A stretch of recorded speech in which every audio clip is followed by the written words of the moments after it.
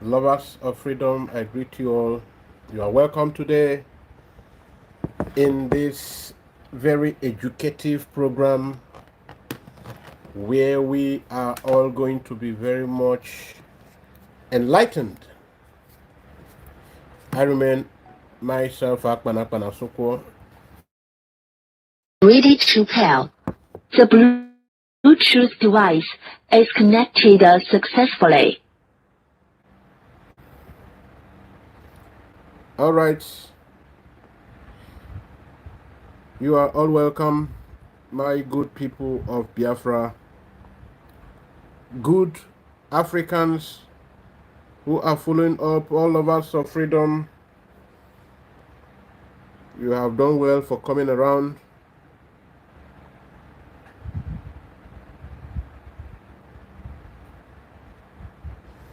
Radio Biafra to Enugu.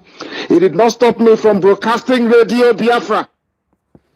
Most of us do not understand what it means to be a Biafran. You have not seen anything yet. I was kidnapped. I was Biafra. So that they may humiliate me to such a point that I will not talk about Biafra anymore. They videoed me. Masop has a video of me where they were beating me, dragging me on the floor, tearing my clothes because I spoke the truth. That did not stop me from talking about Biafra. It did not. Lovers of freedom, I greet you again. Please, if you are joining us, help us share this program to different Biafran platforms. Help us share this program. As you are doing so, may Choki Kabiama bless you. Hit also the like button so that many Biafrans will come to join us in this very educative phase of our program today, where we are trying to advance the cause of our well-being, the cause of setting Africa free, because Africa cannot be free without Biafra being set free. It will just be running right round without any significant progress. So I want us to hear the development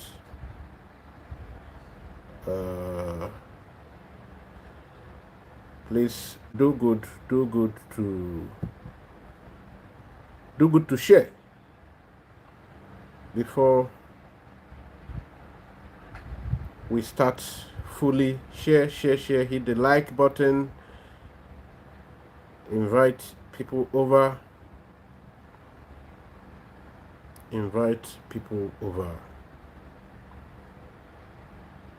That way you would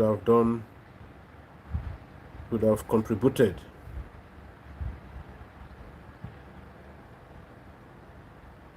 Are we together?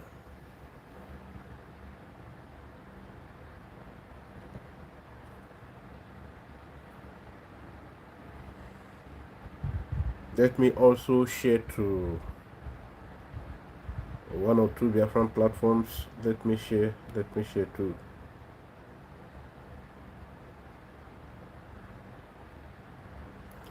It's going to be very voracious because we need this information to get to the next level.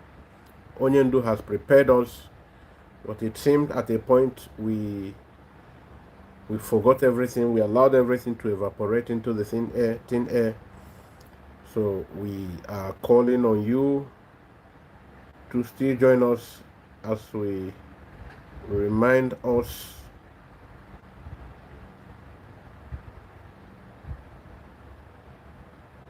of some of the things that are needed.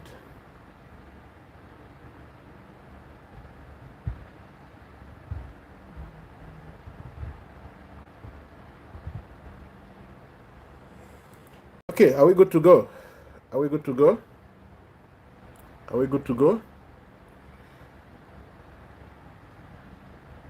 I did mention about our Prime Minister's court case today. The case went very well. and we learned that some people came to bear witness. Some people the DOS sent to bear witness, they ended up going home disappointed today as the court didn't go how they expected it to go. So, this what I want to pass as information is that these three saboteurs that came to court today to testify against our leader. People the DOS. No. To testify against Biafra. To testify against Biafra. Go ahead. Yes, to testify against Biafra. So I want to just give you information that the Minister of Interior of the zoo are imprisoned in Finland here, pushing these three guys. These three guys are these Ikenga Urago boys, and what they call it, China Sanguru. In fact, this case is not going anywhere. Our Prime Minister is coming out. That's the only information I have to pass. Everybody should be happy. What happened in the court today is just is very. In fact, I don't know how to say it, but I'm very, very happy. And our Prime Minister himself. All right, you've just heard that. Our PM is happy. The court case, so far so good, is still in his favor. It's been adjourned till tomorrow, the 12th day of June 2025. And those people who came to bear witness against him, they went home disappointed. So we are going over to the reason we are here today. This is part of the reason we are here today. But then I will have to play videos, and these videos will be explained. These are things that are still current. Now, president be this, president now in this citizens they throw for. So this, I am not going to show that.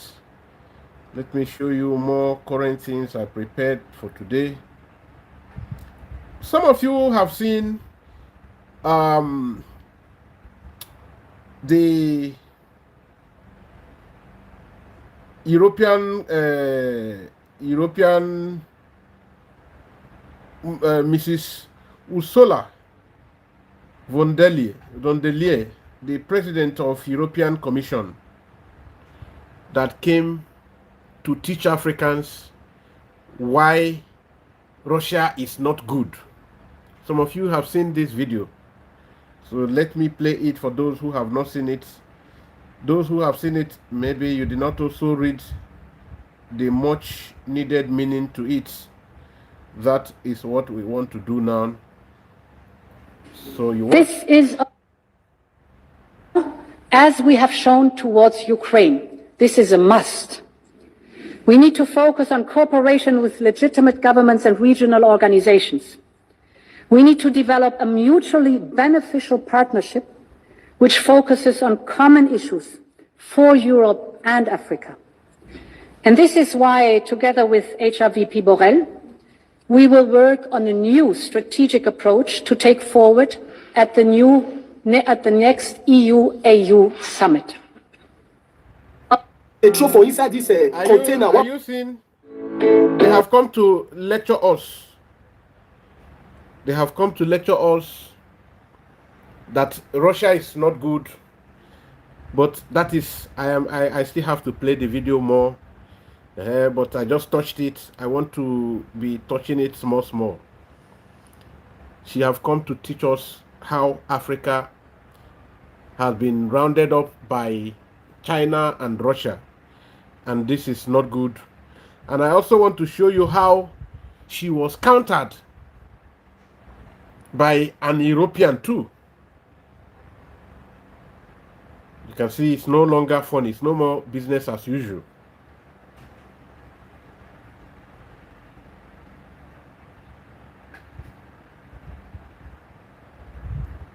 Okay, it's no longer business as usual.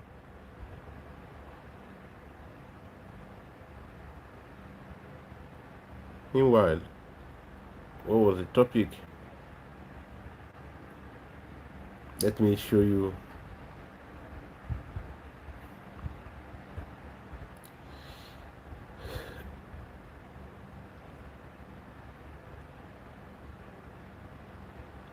I want to show you more.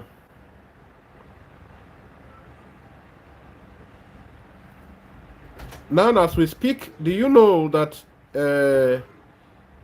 French more air bases in Nigeria, military bases in Africa, has been ousted out? More French air base, military base, has been sent packing.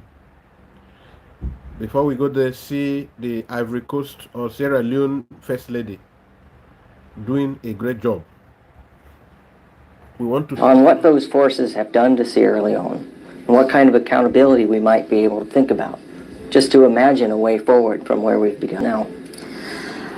When you look at what Sierra Leone have to offer, when it comes to our mineral resources, the kind of mineral resources we have in our country is enough to take care of everybody in that country. We should not have a single poor person in Sierra Leone. But unfortunately, we are not given the free will to make decisions on our own mineral resources. There's always Big Brother who decides. And when you fight and say, no, we are not going to do this, they use the system to stop you. It's either they set you up with the opposition and they'll be supporting the opposition against you from the back, or they cause unnecessary chaos in your country so that you are not able to even go. Now, they cause unnecessary chaos in your country. I have a lot of things to give you today. Now, this is part of the things, but I am just highlighting it because I'll go deep into it. They cause chaos in your country using what? They establish different terror groups. They establish different terror groups. Who are these they? The whole of Western Europe and America. On your own people, they will do things to make you not to be functionable. And of course, any country that don't have peace cannot develop. You have to have peace before you talk about development. I'll give you a simple example about Sierra Leone. Because you cannot develop under a chaos atmosphere. So I have a lot of video I'm supposed to. I will make it brief. All the terror, all the problems we are having that they are telling you they want to help you solve are created by them. The people who created these problems come back to tell you they want to help you. The program I did yesterday, this is a continuation of it. Now is that I have different... Mining company that is in Sierra Leone today is owned by a foreigner. Every mining company. Now, there is this video you watched in the past.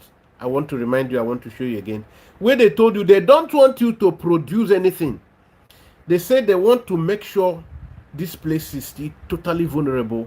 They want to make sure you are perpetually impoverished because it is you.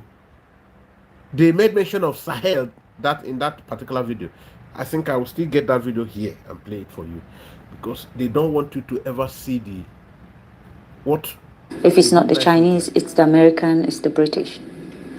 Our electricity, Bumuda, is run by the British, and we still don't have light. We're looking for light, electricity. If you don't have electricity, how can you talk about education? How can you talk about health facility? How can you talk about improving the infrastructure of your country? We don't have electricity. Now, do we actually even have proper water? No. Pipe-borne water? Do we? So that our kids will not be sick. We don't have those facilities. What? They need your kids, they need you yourself to be sick so that they will give you medicine. They will produce medicine to give you if you bring your own natural herbs. And that reminds me, a big congratulations to Burkina Faso unique leader, Ibrahim Traore. He just did what Russia did that took them where they are today. He summoned all Russian professors in field of health, doctors, with all the minerals. He sent them to go to research. They want to start using African herbs in all their hospitals. Russia will guide them. the leader need to first of all take the bold decision, be ready in his mind before he can be helped. So we Biafrans need to take that bold decision before we can be helped. We need to be ready. There is a cap you put. Before my husband became the president of Sierra Leone was benefiting, they said, what's the word? 0.000.1%. What is that? Basically, a company can take as much as $100 million out of the country. Now, this is what First Lady looks like. You will hear it from her now, what she will say. She said, she doesn't owe anybody any apologies. She is not under governmental payroll. So she can say, she can always express her views because her office as a First Lady, she is supposed to be a mother to all in the country. So it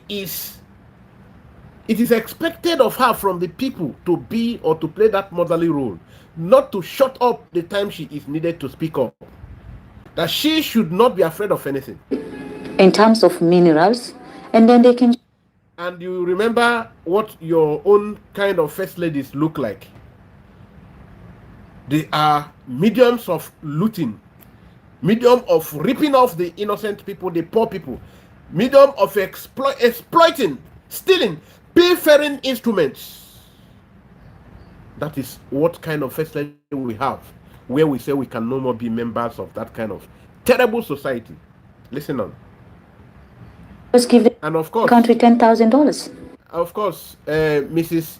Patience Jonathan just bagged doctorate degree a few days ago. Some of you saw the interview. Go and watch it yourself.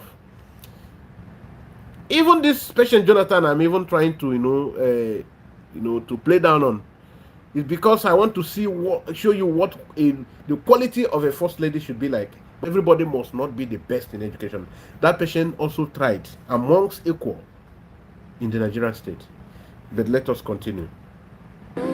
Now, what will $10,000 do for our health system? What is $10,000 do for our educational system? And these are the things I believe that are stopping Africa from progressing. We don't have a say. The sense about us celebrating independence, I don't know why we celebrate independence, because we are not free. That is my own. Now, the lady just passed a message to us, the Biafran people. You that you are looking up to West, looking up to America to help you, that they will never help you, even if any magic happens that they want to now say they come to help you to get your freedom, that you will have a freedom that would, in real meaning, you are still in cage. The freedom they will give you will never translate into tangible freedom. You will have that freedom and still be in cage. Because... I'm not speaking also on behalf of the government of Sierra Leone, nor am I speaking on behalf of His Excellency the President. Are you hearing that? I am speaking as Fatima, as a citizen of a country who believes that things need to change. Where do we go from here? Do you have any practical ideas about where we might start? Or collective ideas that we might gain support for? I feel Africa, patriotism is very important. You have to love your country to want your country to be a better place. Now, I am not speaking as First Lady because my office, of course, is not even constitutional. I am not under salary. I'm not under payroll. So I'm not afraid of any political opponent. I am not contesting for any office. My only interest is that I need to be a patriotic. I am just like every other African, just every other Sierra Leonean. I am just like every other Ivory Coast citizen. So it is a duty I owe humanity. Patriotism. I think we have to have that sense of patriotism in our countries. And so are you getting it? It is not a place to be stealing money. It's not an up avenue to be wearing the richest gold, to be wearing the richest apparel, outfits, a fashion parade. It's not about having 100 oddlies and maids to be serving you. She is alone here without security.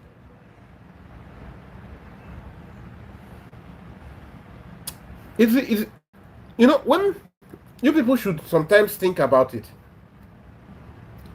The place you want to get freedom, this is the kind of freedom they will give you. And a wise man doesn't want any freedom that still means bondage. Let us continue to see from other important topics to delve into.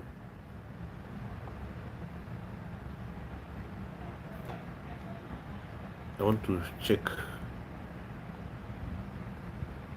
Going to come to Pakistan and create a force of mujahideen, equip them with Stinger missiles and everything else to go after the Soviets inside Afghanistan.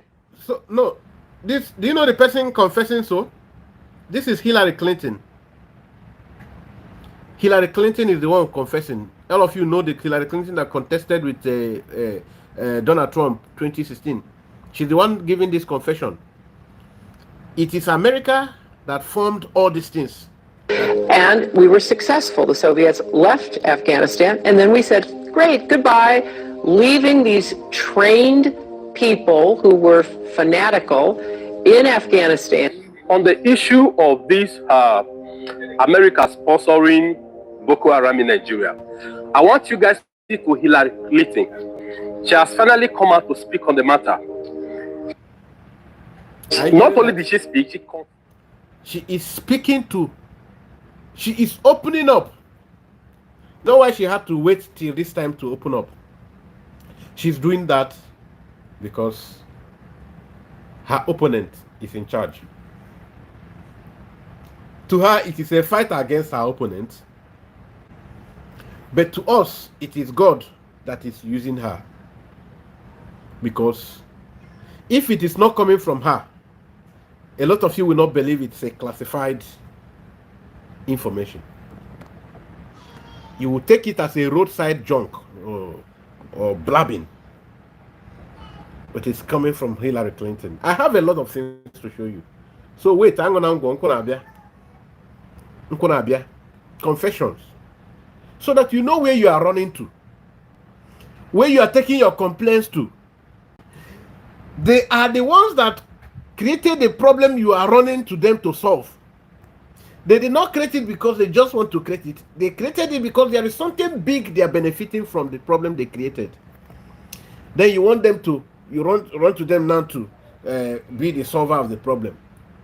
They will come and they will pretend as if they have come to solve the problem.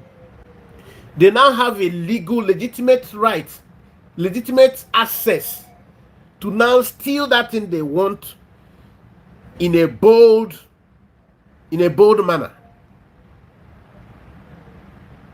So please, listen. Let me show you more things, because some of you need to be speaking up to our leaders. You need to be, don't allow this work to be done by us alone. Don't allow this work to be done by us alone. We cannot do it alone. All of us are needed to do this work. If you leave it for me alone, I can't do it alone. So let us listen. Oh, ndewo, Chinobifune. Dalo nwannem, ezigbo nwa Chineke. Let us listen to them. this will be the best video I watched this week online. I can tell you that. Once this video to the end, please share as much as you can. Thank you. Is the United States supporting Al-Qaeda in Syria? The answer is yes. Fact number one, there is no question that Al-Qaeda fighters are part of the opposition forces attempting to overthrow Syria's government. Fact number two. Al-Qaeda is supported by who? These are people in the government of America that are giving you this confession. The question the journalist asked, is the United States doing this? She said, yes. Simple. But continue to listen. The creation of Al-Qaeda wasn't Islamic fundamentalism. It was the... So, who created the CIA? It's not the creation of Islamic fundamentalism. This one now is with the people where they're not listening. Islam created by the CIA. Aha. Okay. So you can see that. CIA. The Mujahideen was created by the CIA to cause problems for the Soviets. And you might say that's crazy talk, right? Here's Secretary of State Hillary Clinton. To be fair, we had helped to create the problem we're now fighting. How? Because when the Soviet Union invaded Afghanistan. Now, Hillary Clinton was the Secretary of State when this confession is made. We had this brilliant idea that we were going to come to Pakistan and create a force of mujahideen, equip them with Stinger missiles and everything else to go after the Soviets inside Afghanistan. And we were successful. The Soviets left Afghanistan, and then we said, great, goodbye, leaving these trained... Now, why did they create it?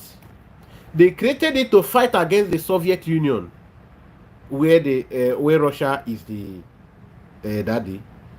So it was attack because they don't want Russia to be the world power. They created terror groups to fight against Russia, because Russia was expanding.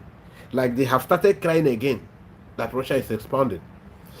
That is why they created it, including the Mujahideens.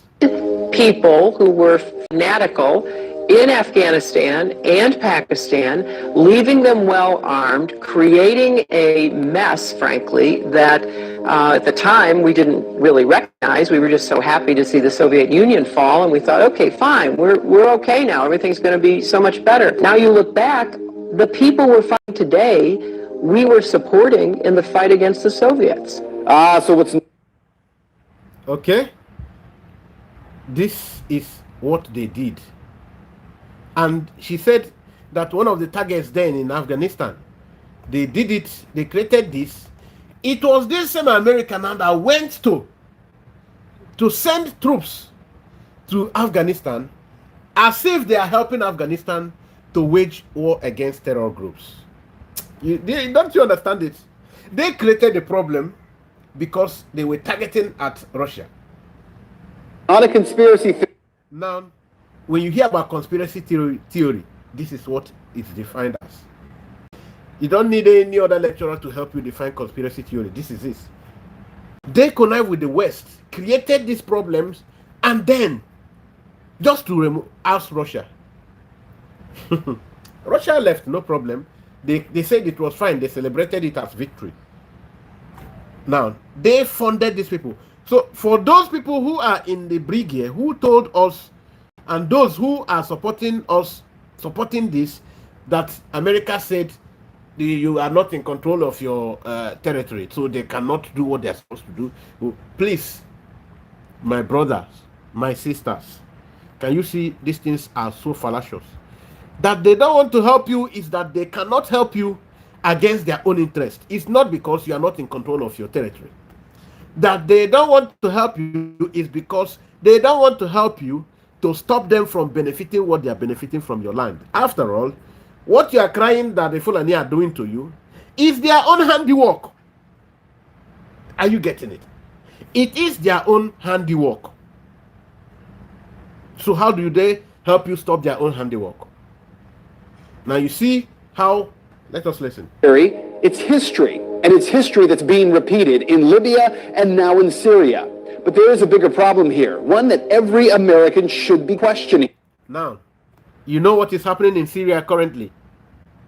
The Syrian leader has been also ousted. Who did? Terror groups. And who is fighting against this terror group? The same America. Can we see it? It's America that told you they are fighting against the terror group. And it is this same America who is calling for accountability. Oh, Assad should account. Oh, this he's exploiting. He is thieving. He is stealing. He is doing this one. Today, they are the ones that are pretending to be the ones helping. Russia went there to wage war. We're fighting Al-Qaeda in Afghanistan, but we're also bombing Al-Qaeda targets in Pakistan and in Yemen. And as we do that... Can you see? The television analyst is saying they are fighting. They said they are fighting Al-Qaeda in Afghanistan. They are fighting this one here. But they are the ones who are sponsoring them. Contradictions. something occurs known as collateral damage. Hundreds of civilians in Yemen have been killed in just the first half of 2012 by U.S. airstrikes aimed at al-Qaeda fighters. We also have a history of kind of moving in and out of Pakistan. I mean, let's remember here, the people we are fighting today, we funded 20 years ago. And we did it because we were locked in this struggle with the Soviet Union. Not be me to analyze, though. The people we are telling the world we are fighting today, we created them, we funded them 20 years ago. Not today they start to fund them. They started funding them 20 years ago. Sorry. So, you can see the hypocrisy we are talking about. That is the hypocrisy we are talking about. That is the definition of hypocrisy. They invaded Afghanistan, and we did not want to see them control Central Asia, and we went to work. They went to work. What was the work? They saw that Russia was there. They don't want Russia to be in control of the West Asia. So simple. So out of jealousy, they don't want Russia to be. That is why hundreds of thousands of human lives have been lost. That was why all this, when you hear that something happened in Pentagon, oh, the World Trade Center, this what happened. This was all still their handiwork. And it was President Reagan in partnership with the Congress, led by Democrats, who said, you know what, sounds like a pretty good idea. Let's deal with the ISI and the Pakistani military, and let's go recruit these mujahideen, and let's get some to come from Saudi Arabia and other places, importing their Wahhabi brand of Islam so that we can go beat the Soviet Union. Now, a hybrid brand of Islam. Because when I tell you, there is no religion that is supposed to be a violent religion. When you hear Islam, oh, Islam is a very bad religion. They are terrorists. Oh, who told you? Oh, the America will say that we Islam, we are fighting. My brother, my sister, it is not a religious war. This is a hybrid brand of Islam. Because that's why you ask yourself, how come that you hear some countries who are still Islamic countries, but they are more peaceful than any Christian country you talk about? Is it about Islam? It is about hunger, impoverishment, and thereby becoming willing tools. Now, these people are now turned into cannibals. They are given injections, medications, drugs, and orientation that they don't reason like normal humans again. It's not about Islam. Islam in this whole sense, to a very average Islamic person, should not be terror-oriented. But this hybrid Islam, for those who know, if you know, you know, it is created by these same people who are telling you they are Christians and they are trying to have the world a peaceful place. And guess what? They retreated. So, can you remember any place Russia trained or Russia is grooming terrorists because they want to fight against America or West? No. Man to man, if you in no channels and appear the woto. Well, they don't need to be in NATO. How many countries makes up NATO? Do you know how many countries that are fighting Russia there in Ukraine today? And some people think, oh, Russia don't know what they did. Go and check what Russia did some 3 days ago. They went to where they are supplying. They lost. Where, the West is supplying this military equipment. They went there, a knife in the knee. About 3 days ago. That's why they're crying, bam, bam. You see Zelensky now crying, bam, bam. They know the big state. I will show you the news here. That is why we need to go to Ebi Fenade. Ebi Fenade. Billions of dollars, and it led to the collapse of the Soviet Union. So there's a very strong argument, which is, it wasn't a bad investment to end the Soviet Union, but let's be careful what we sow because we will harvest. And we now... Let us be careful about what we sow, we will harvest. It is not a bad idea trying to stop the Soviet Union, Russia here. It's not a bad idea. But then, let's be careful on how we go about it, because the thing we sow, will hunt us. It will turn against us. Listen on. Are making up for a lot of lost time. So what you need to know tonight is heavy. Our government is bombing sites around the world in an ongoing war with Al-Qaeda. In Iraq, where Al-Qaeda had no presence before the U.S. war, Al-Qaeda is now... There was nothing like Al-Qaeda in Iraq before today, before America created them. Nothing like Al-Qaeda. So this is what the world must know. They created it. They created it. Now that they are going around the world now to tell you, oh, they are fighting this terror group. That is what he's an American. That even the TV showman, the analyst here, who was interviewing, he's telling you, but that this is the truth. Let us listen up. Thriving. The same Al-Qaeda, yes, created by the U.S. government in order to harm the Soviets. And today, at least 13,000 civilians in Afghanistan are dead as a result of that war with Al-Qaeda. So with all 13,000 civilians are dead only in Afghanistan, courtesy of your wonderful savior, the person you know they run to. The saint, the Christian hallmark. Over 13,000 people in one country where no get population. You dey hear also? Listen up. respect to Ms. Fitzgerald from the Irish Times, this is not propaganda. Rather, it is a question that every American should be demanding answers on from Congress and from this president. Why are we giving al-Qaeda fighters money and weapons to overthrow yet another government in the Middle East?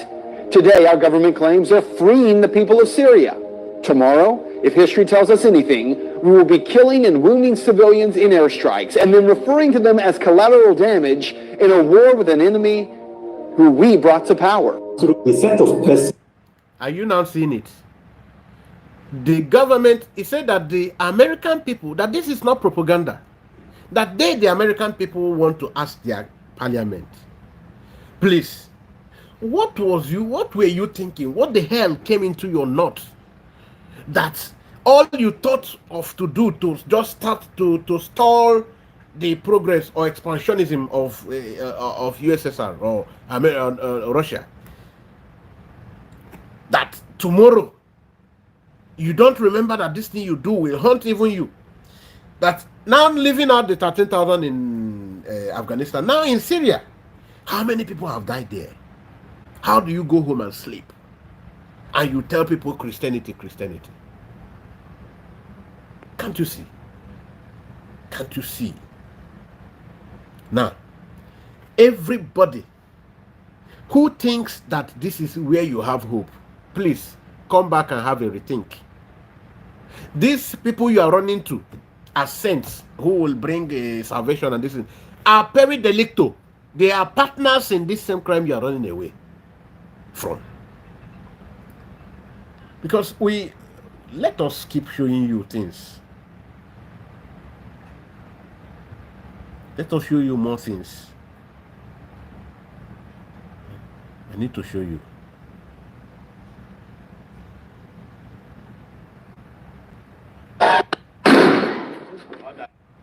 No, let me show you. Let me show you something.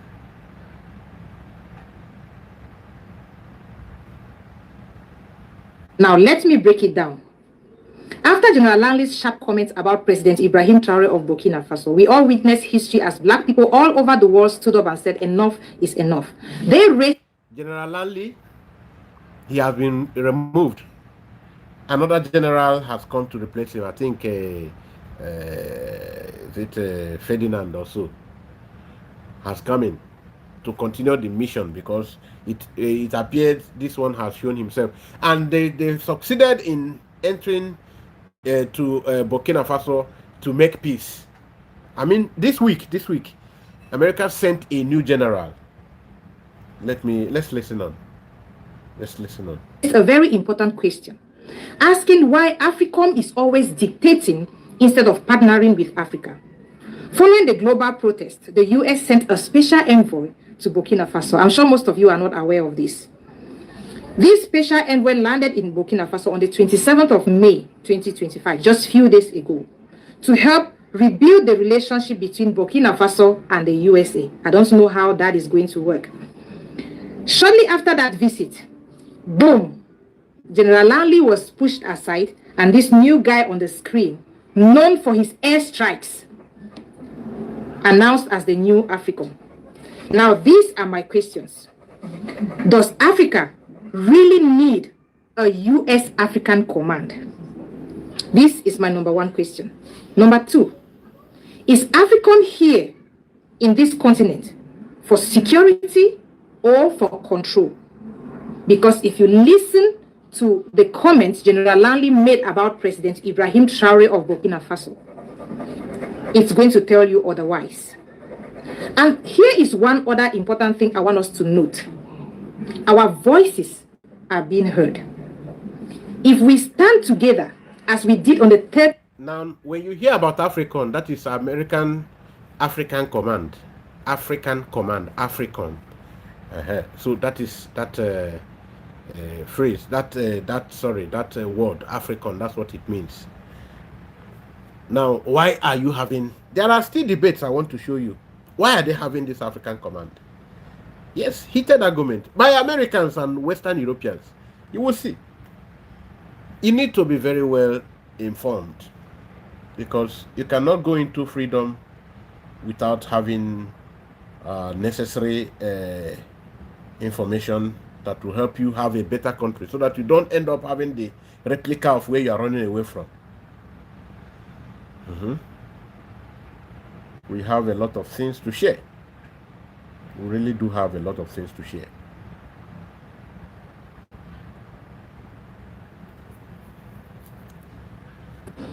Let me give you an example and use a few African examples. Today, it is easier for a European to travel within Europe without requirement of a visa.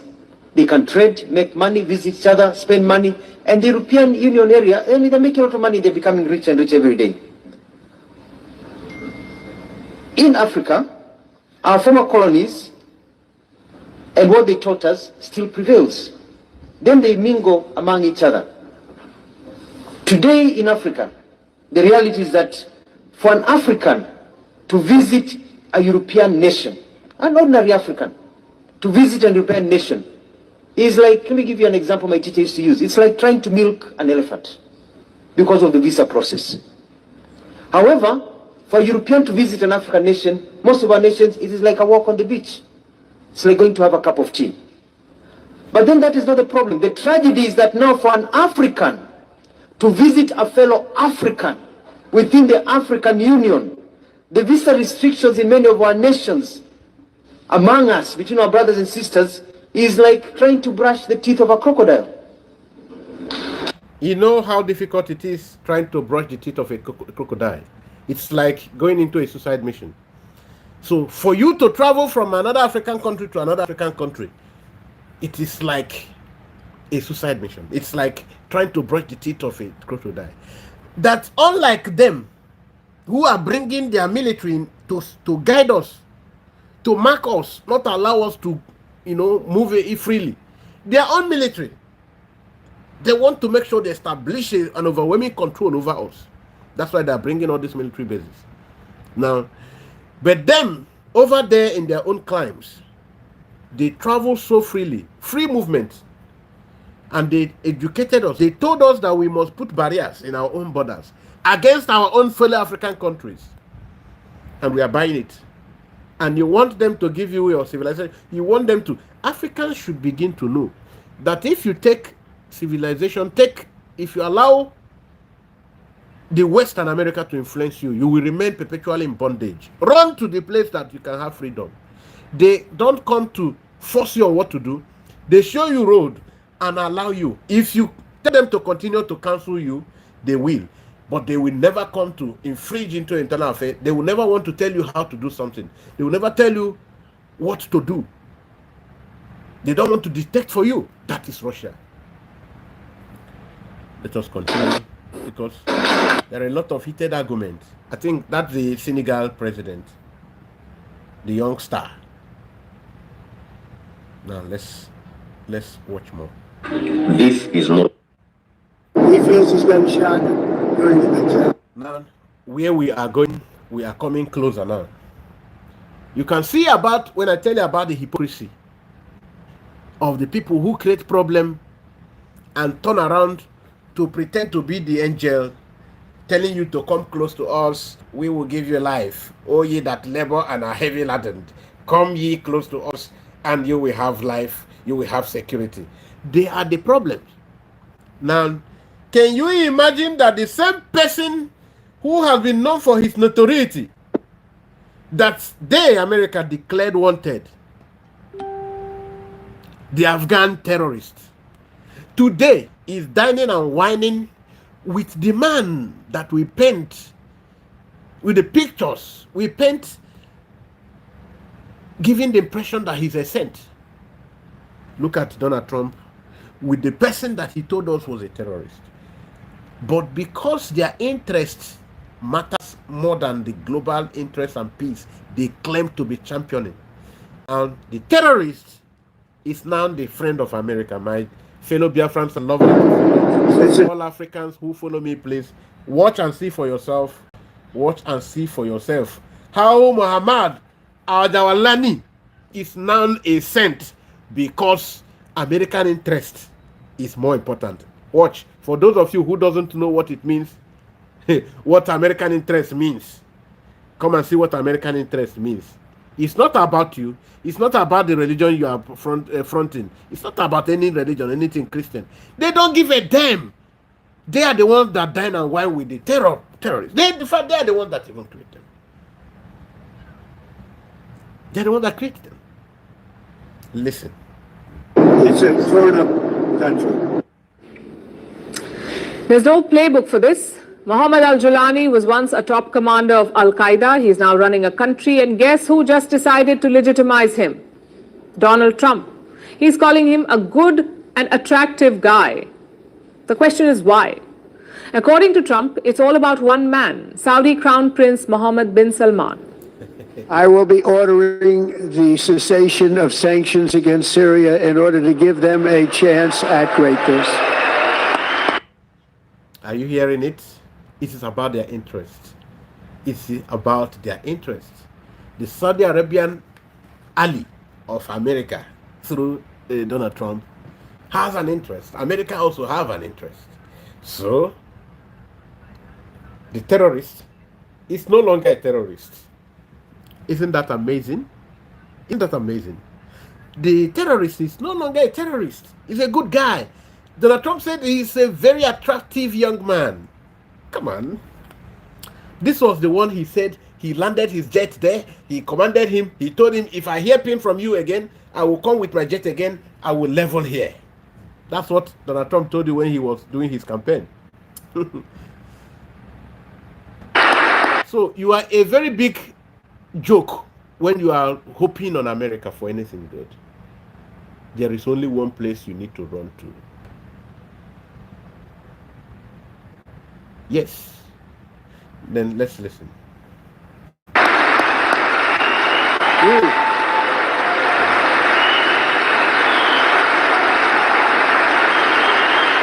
Oh, what I do for the Crown Prince.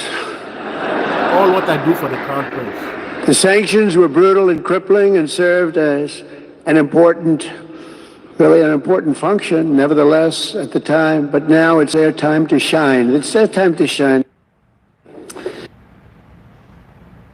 Trump is lifting sanctions on Syria, and he's doing it because he really likes MBS. That's what he said. That was his explanation. And no, we're not making this up. Trump met al-Jawlani in Saudi Arabia for 33 minutes. MBS joined the meeting. So did Turkish President Recep Tayyip Erdogan. He dialed into the meeting. But of course, Trump, like most Trump deals, he expects something in return. The White House has cited 4 demands. 1, Syria must normalize ties with Israel. 2, it must deport Palestinian and foreign terrorists. 3, it must deport Palestinians and foreign terrorists. It is about Donald Trump's interest. It's about American interests. Today, Mohammed al-Jawlani is no longer a terrorist. Anything Anything goes. Anything. Do you know why? The Mohammed Adewale wants a deal with America now. And they want to help America block off. It must help block off Iran. That is geopolitics. Now, Saudi Arabia was attacked some time ago by the Houthis, around 2 months ago, if it's up to. And who funded the Houthis? Who is funding the Houthis? Iran. So because of this, Ndinka chọrọ ịta ndị nke ọzọ ahụfụ na game. And ndị a na-azọ onye ga na-eyuzube has the pilgrimage of ndị na-akpụ isi n'ala. So ndị nke ọzọ ndị Iran na-azọzi ha na-amazi aka, you know. So ndị a na-recognize because a lot of ndị na-akpọzi isi n'ala na-afụzi ndị nke asị ndị siri ike due to militarily kemgbe ha mere embrace Russia. And are power very well militarily. So you can see the game. All right. I know. Washington. Ogugo kwa analysis ago be ke hem di wepia. I think if for good make you hear them more. For good make you hear them more. He feels he's been shot doing a good job. It's a grown-up country. There's no playbook for this. Mohammed al-Julani was once a top commander of Al-Qaeda. He's now running a country, and guess who just decided to legitimize him? Donald Trump. He's calling him a good and attractive guy. The question is why? According to Trump, it's all about one man, Saudi Crown Prince Mohammed bin Salman. I will be ordering the cessation of sanctions against Syria in order to give them a chance at greatness.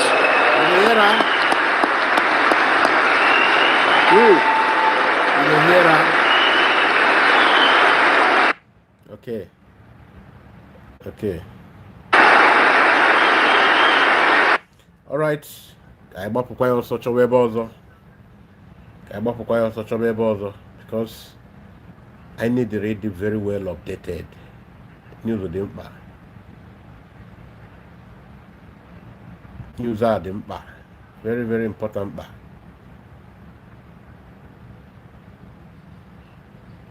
Now, this one is very, very interesting. That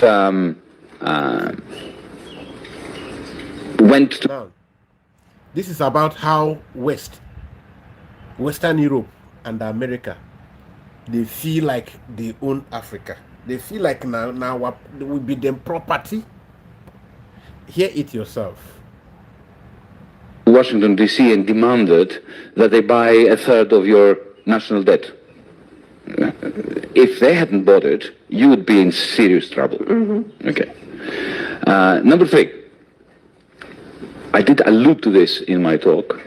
If in 2008 China had not cranked up their credit bubble, you would be in a new Great Depression now. Mm-hmm. So, China, the United States, and the European Union are absolutely synergistic, and they need one another in a way that if we fail to acknowledge and to nurture, billions of people, including the majority of the people in this country, are going to suffer. When it comes to the influence of China outside its borders, I have to say, firstly, it's quite remarkable that they don't seem to have any military ambitions. Secondly, Africa. I'll give you an example, a specific example. Ethiopia. 2004, because I happened to be there, and I have some first-hand experience of it. They went into Ethiopia. I'll tell you why they went into Ethiopia, because they suspected there was oil. They went to Ethiopia because there is something they suspected that was there. When you hear the interest in Ethiopia, listen. So China is a major industrial power, but it lacks primary resources. Now, instead of going into Africa with troops, colonially, destroying the country, killing people like the West has done for the last... Now, the person talking here is talking with his own sister. He's not a Chinese. He's not a Russian. Now the West, now them. Now them they talk. The reason they are having debate. Because the other one said China is trying to wax too much influence, that they are giving this aid, they are giving, in Africa, all these things they are doing, it's an expansionism move. So it's better checked, that they are better checked before it get out of hand. As our mama now, where them be, we won't help us, they guide us, make we know dash our foot against stone. Now the brother now they help them, put them straight where it's supposed to be. Say, this China they talk about, they never carry gun enter Africa. Where you say them go here, they went to Ethiopia, they went this one, they saw resources there. They don't have this primary natural resources, but they have the intellect on how to transform them and how to produce. And these things will need the resources from Africa. They go there for business. Even though, say, China native, China native. Don't compare China with Russia. China, they get wayo character. But they no go carry gun do them. They no go carry mba. But you talk about Russia, perfect relationship you get. This is what they will rather bargain. If you are selling this thing for a ton metric at, let's say, a ton metric, you are selling it at $200 and maybe $80. They will negotiate. So why not make it $263? But it will be according to, they are not coming behind to non-constitute nuisance. They are not coming to leave your land in a deplorable state. They are not coming to destroy your land. No. Let us listen on. They went to Addis Ababa and they said to the government, we would like, and we can see you have problems with your infrastructure. We would like to build some new airports, upgrade your railway system, create a telephone system, and rebuild your roads. And we'll do this all for free. No strings attached. We don't want anything from you. And they did. Why did they do it? Because it's soft power. Because because they knew that if oil is discovered, and it was discovered later, then now did you see it? They will come with very tangible projects. They know they carry, make the build church for you or make the build mosque for you. They come for business. We will maintain your rail system. We will build this airport for you. We will put this in place because we know you need it. Ethiopia will ask, what do you want in return? Let's know what we can handle. They say they don't need anything. This one is free cost. But we still want business with you. Somebody where you don't do this one, why you no go in heart no go mail to make una do business? You go on make una. Of course, the Ethiopian government will be much more open to Chinese oil companies coming there. They have never combined their investment with imperialistic. Are you hearing it? They've never combined their business with let me not call it imperialistic. Anyway, well, let's say imperialistic behavior. Yes, of course, because it doesn't amount to imperialism, which is what the West does that amounts to imperialism in America. Let's continue. Very concerned lately about China and sort of. All right, guys. So you see, the Americans' concern lately about China is this their expansionism with Russia. So you can see where we are going. They are always afraid of this, what they consider as expansionism about Russia and his allies. That is why, to now stop Russia and their allies, they create terror groups to add up to their military base that is already existing in Africa. To the fear of Russia and his or her allies expanding their influence in Africa or in Asia, they create terror groups. it for yourself. Now, my happiness is that it only took You can see this. Another. You can see this. So that you understand our topic is not deceitful. We are deliberating on a range of issues. We are discussing a range of issues.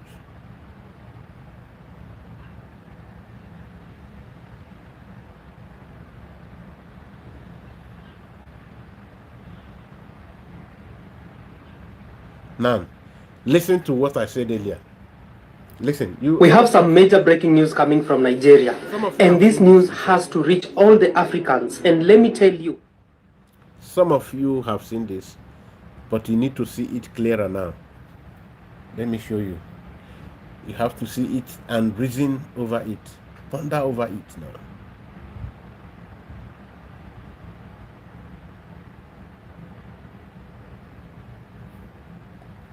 Okay. A number of African presidents said, wait, hold. We will fly into Libya and we can have some kind of diplomatic conversations. The feedback from external actors to them was, if you fly into Libyan airspace, we cannot guarantee your security. I want you to think about that for a minute. That heads of state of the African continent were told this on our continent. Said, you hear that? The head of states of Africa, the gang of idiots, the gang of morons, buffoons, they were sent by West and America to go meet with Ibrahim Traore. They put a call across. Ibrahim Traore said, please, we can't guarantee your safety.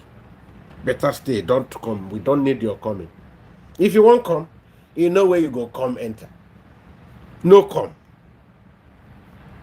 He don't want to mince words. That's if at the end of the day. You seen that? Okay. Let me, because we need to keep ourselves enlightened. Yes. This platform, we don't want to use it to do gossiping. We will educate ourselves as Biafrans, as Africans, and we need to get more mentally tough, adding to what Onyendu have, impacted on us. So we need to add more. Why I don't talk about what our PM have impacted on us, because his own wasn't more of impacting information-wise. It was more of actions to stop the enemy. His own was more of action, so he was more action-prone than educating. So let's I want to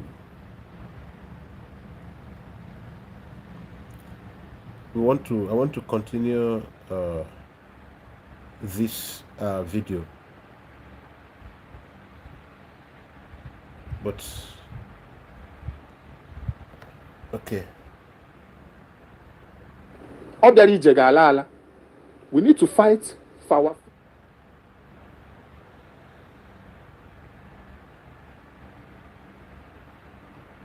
free.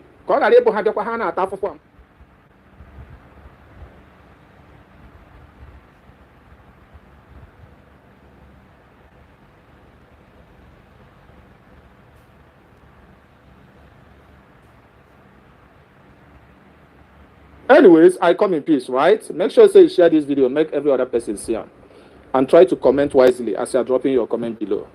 God bless you. Peace. Okay.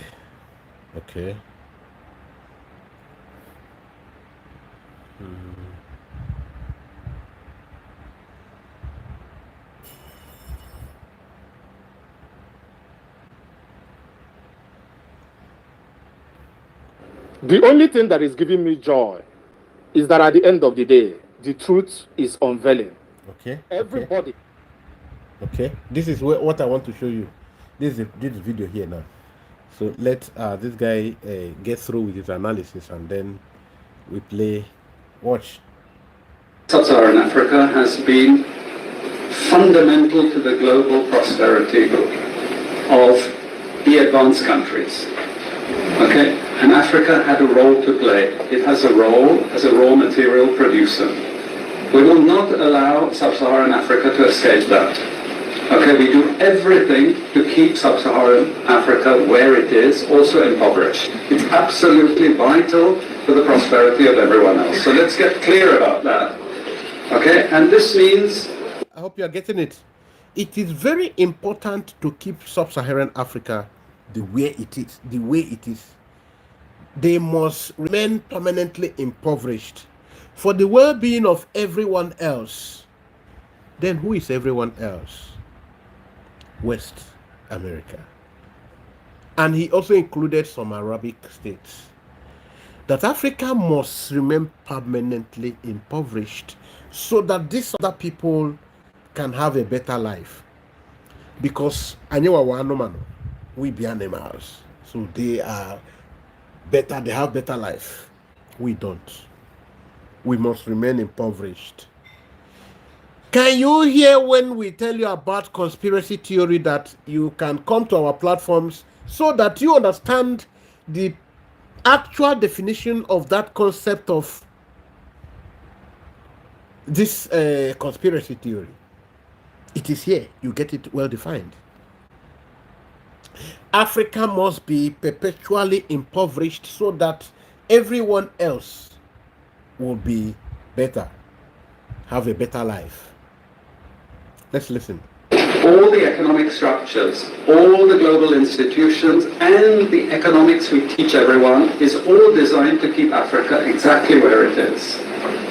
And whether it is Europe or US or now China, all their security, all the infrastructures, all their creations, all the educational system they give to you, the concept of globalization, that everything they create, that it is so deliberately designed to keep Africa where it is, so that they will continue to be the consumers of their finished goods. He said not them alone in America. He said not them alone in the Western Europe, but also China and some Arabic nations. He's still enumerating. Let's listen. it's always the same. We need Africa to be impoverished because we need those raw materials and we need them dirt cheap. Okay, so that's the message. It doesn't mean to say that there's nothing Africans can do. Of course there is. Okay, but this is the opposition that they're fighting. This is what it's about. Because if Africa does do something different, I assure you living standards of all those in Europe and North America and Asia is going to fall. Okay? And that is a big price to pay. I assure you that the West is not going to allow that without a big fight. All right, so are you hearing? That it's not as if there is nothing Africa can do if you allow them, but they are not going to allow that happen. They are together in this because if Africa does anything different, doing anything different is if anyway peradventure Africa escapes this captivity, this deliberate design to keep them perpetually impoverished, if they do anything different, that they in Europe, in America, all of them will go hungry because it is Africa that harbors the whole wealth that feed the world. Now, I believe you guys heard exactly what he said towards the end of the video. So you heard that? You heard that? So when you are running to them, oh, America will help us, and they gave us they sponsor World Health Organization. They are the ones that are giving that aid they are giving you, that medication they are giving you. Do you know what they are doing? As a matter of fact, let me use this medium to show you what is currently going on in Nigeria.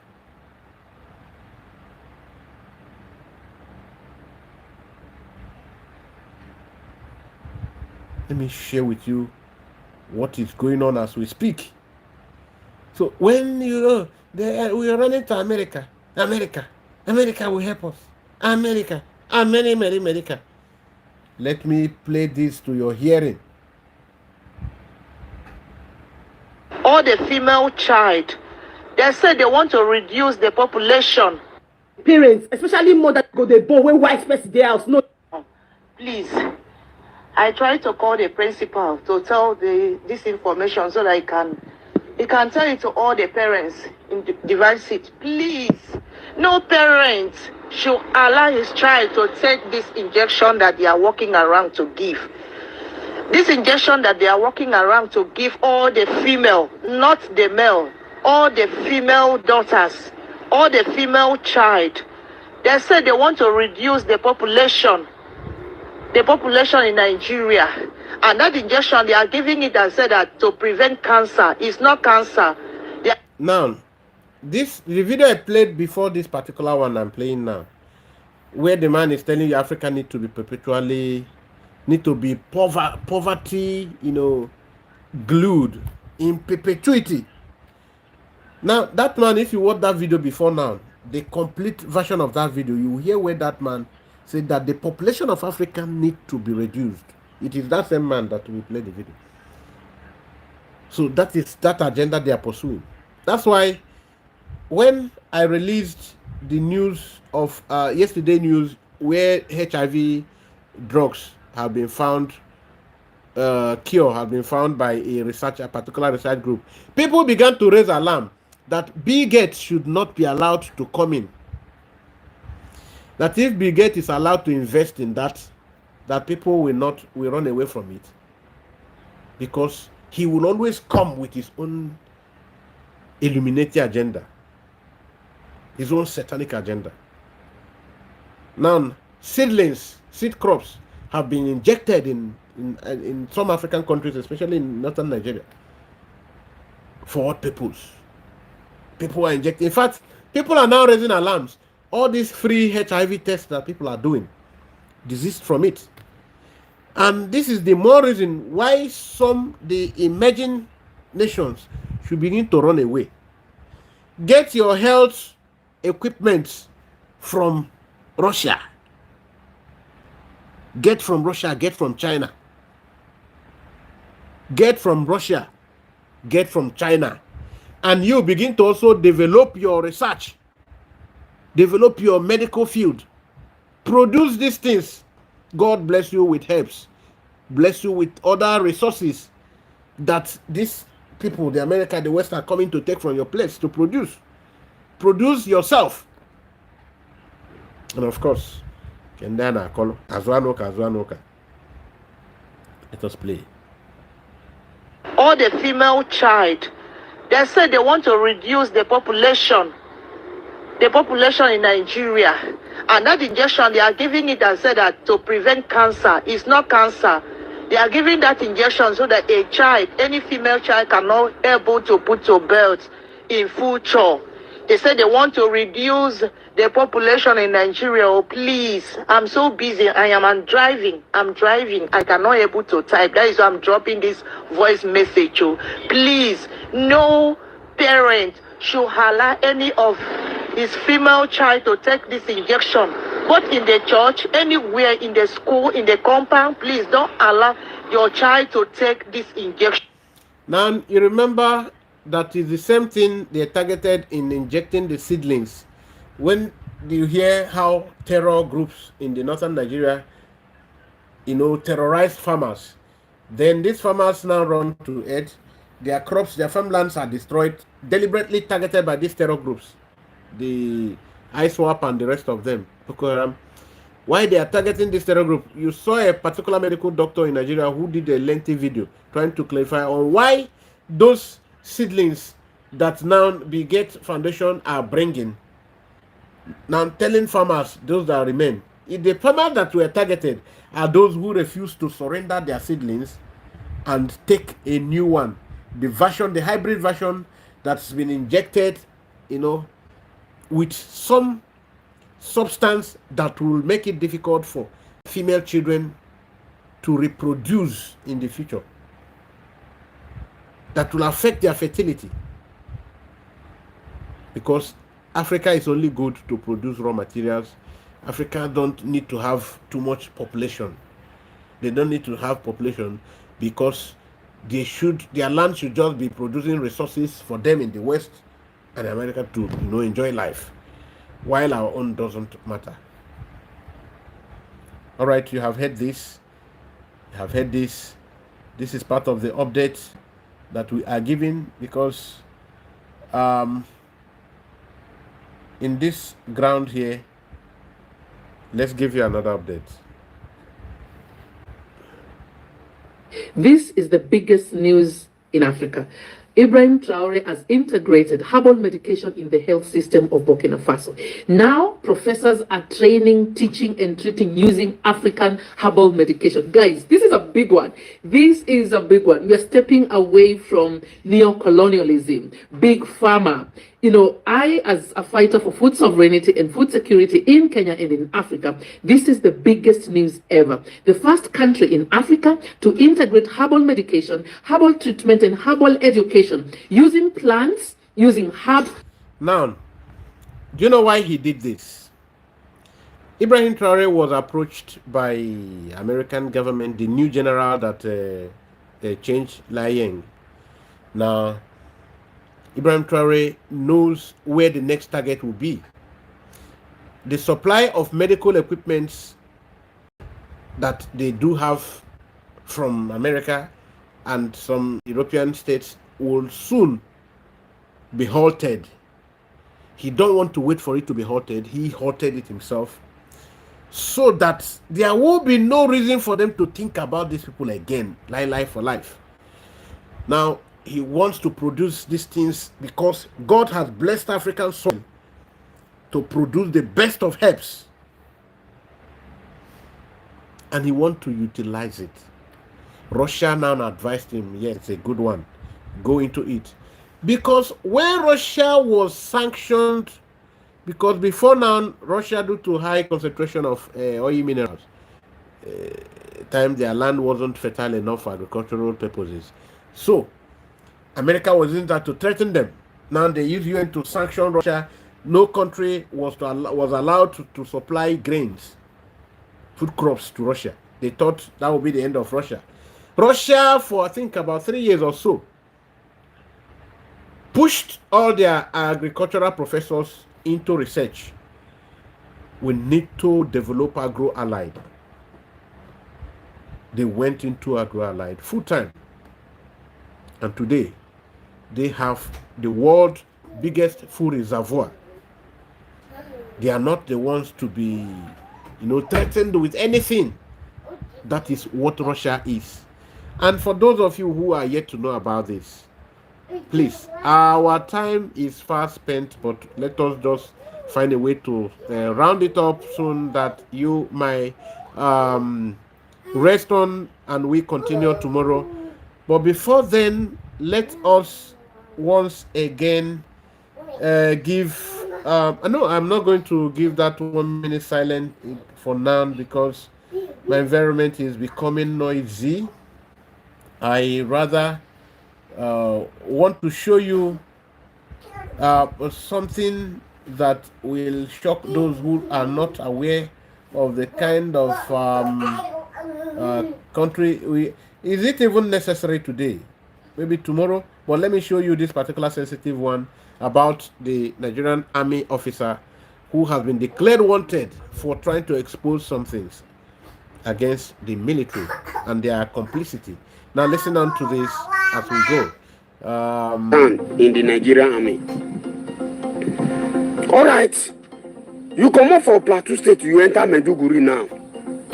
Different things begin to happen under your command again. What is your plan towards the life of soldier? What is your plan towards the safety of Nigerians? What is your plan to the army general? This is the young army officer who has been declared wanted, trying to expose the general. Due to your position in the Nigeria. Major General A.E. Abubakar, if you find this video, the reason why they drag you be say, they do well. When Fulani herdsmen they threaten soldier for Plateau State, you hear the issue, they report the case to your table, you not do anything. When the people of Mango begin the attack soldier, when they attack us that very night, they think say we na armor. They don't know say will be special forces when the council waiting uncountable. You don't do anything. So, when attacks are carried out in certain regions of the northern Nigeria,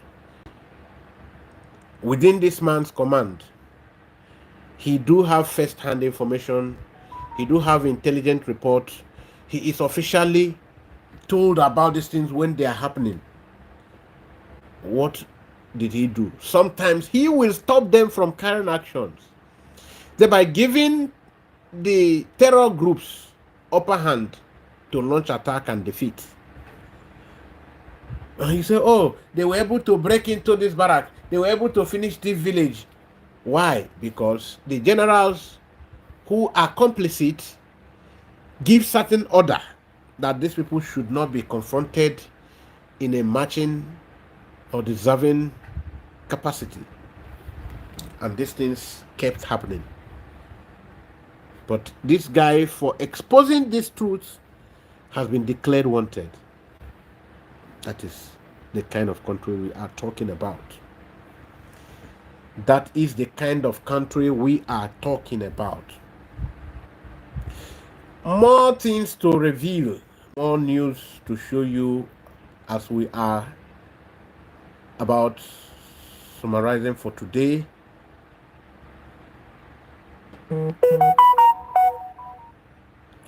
Africa doesn't have the right to grow its own crops.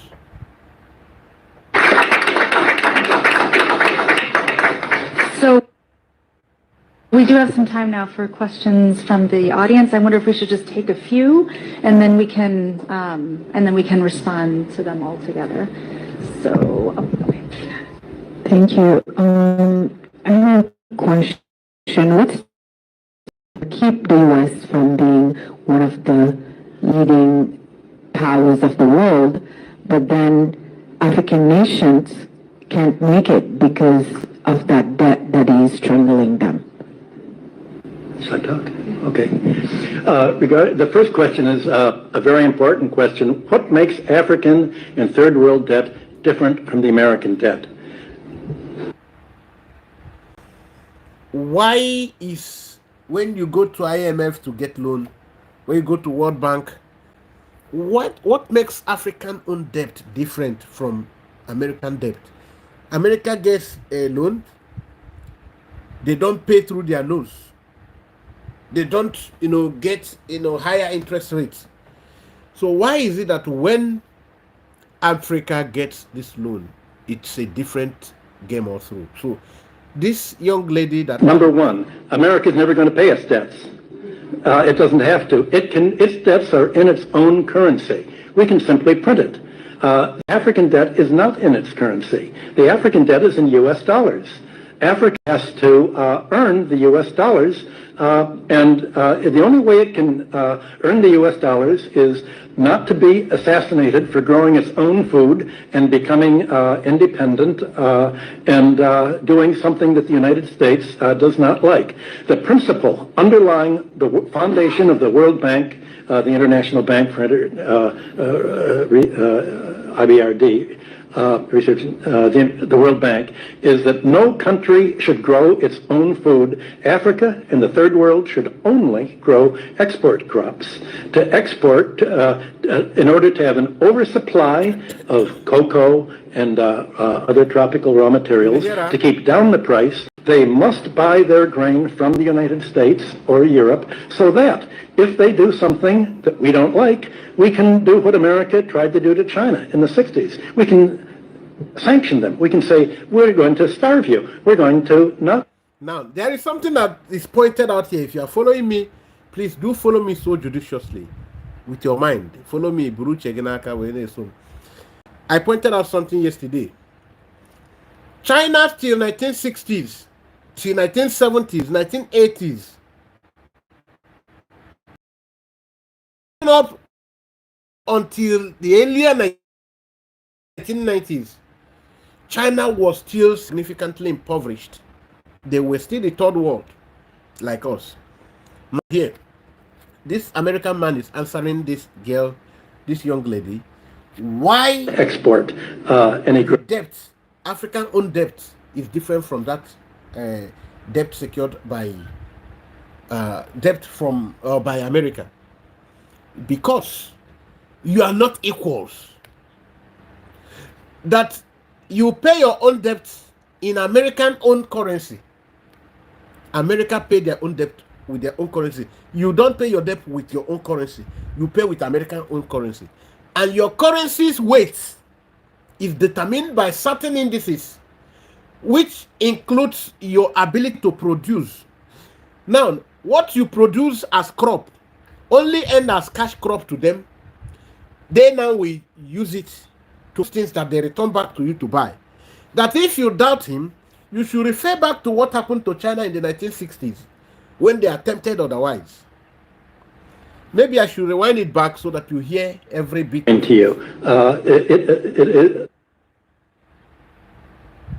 So owing their foreign debt in dollars means that they have to somehow sell something that the United States wants, not what they want.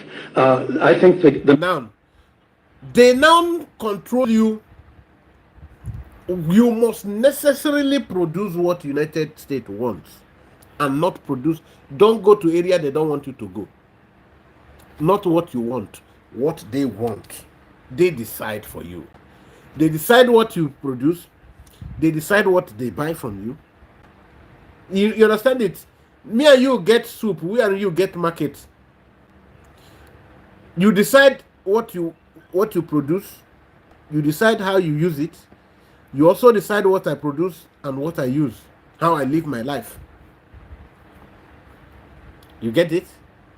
If you don't get it, forget about it. Most evil organizations in the world today are the World Bank and the International Monetary Fund. And my book, Super Imperialism, that I wrote in 1972, is all about that. The largest purchasers of the book were the Defense Department and the CIA. I was immediately, the organization I worked for was given a $75,000, $85,000 Defense Department contract for me to come to explain to them how American imperialism worked, and they used it as a how to do it book. They thought it was just... Are you hearing now? Okay. When we are telling you about these things, we are telling you from the angle of knowing it. We understand what they are doing. They can never help us. But China outgrew this thing because they were determined to do so. So, omonem ne ime Christ, omonem nime omenane. I want to end this particular session by playing this about 20 minutes audio, which I will encourage you to listen. You listen to this audio, that will do you good. We will continue. We will conclude here to continue tomorrow. So let's play this audio. It's about updates, about Russia, about Israel. It's about Nigeria. It's about the African politics. Summarized the development of within the week, within today, within yesterday, within some hours ago. Continuation of what happened yesterday. Please. All right. Let us give you news update today from across the world, Africa and West Asia, in America, Russia, and wherever. The update is here. The president of the Ukrainian Federation, Zelensky, responds to another Russian shelling of Kherson, that is a state in Ukraine, says an unnamed state has the power to make Russia stop. This is admitting that Russia is really pounding Ukraine after their madness of attacking Russian parts, where the Western media was cheering them up and painting the picture of Ukraine being on top of the game, not knowing unknown to the people of the world that that is opposite of the case. The president, Volodymyr Zelensky, responded to yet another Russian attack on Kherson, stating that there is a certain country capable of forcing Russia to stop destroying and killing. It takes strength to make them stop destroying and killing, in his words. And it is obvious to everyone in the world who exactly possesses such strength, but still has not used it for the sake of peace. Unfortunately, has not used it. We are into the game of drones. Ukraine thought they have it all. The Western Europe and America think they can give them the best. Russia is in for the game of drone. Russia has come in with the silent killer drone system, which uses the lesser, that is the China lethal weapon for drones, which can disarm every drone. One shot of the silent killer costs $10, which is not what can be just gotten off the shelf though. It is the Chinese-made weapon developed by CASI, a Chinese aerospace scientific industry corporation which produces military warfare. It is an aerospace company that produces, and it's the invisible hand of China, because Russia's alliance is now yielding results. Normally, Ukraine beat Russia in drone production, where the drone production industry produces 100 drones every day. Long-range drone we're talking about. Yes. But today, Russia has scaled up to 300 a day and targeting to produce 500 every day, maybe in the coming weeks. So, and they are also building small tactical drones, and they already have 2 million of exactly these small tactical drones, and it is going to be used to change the game. China has provided this swag in the drone system production, and Ukraine is claiming today that Russia is sourcing from different countries, including the processor modules, and all these are not really verifiable, as they are targeting at Nellin Share Company, which the delivery has been made to look mysterious that no one can detect, and today China can boldly say they are not aware of it, because the regime, that is China, has said these are all baseless accusations. Now that is that for the drone system, the drone game that has been brought in. That is why you saw the President Zelensky trying to start up a blame game. But it is worthy of note to have it at the back of your mind that it is the alliance of Russia and China that is producing this. The lethal drone system, which is the drone killer, is in.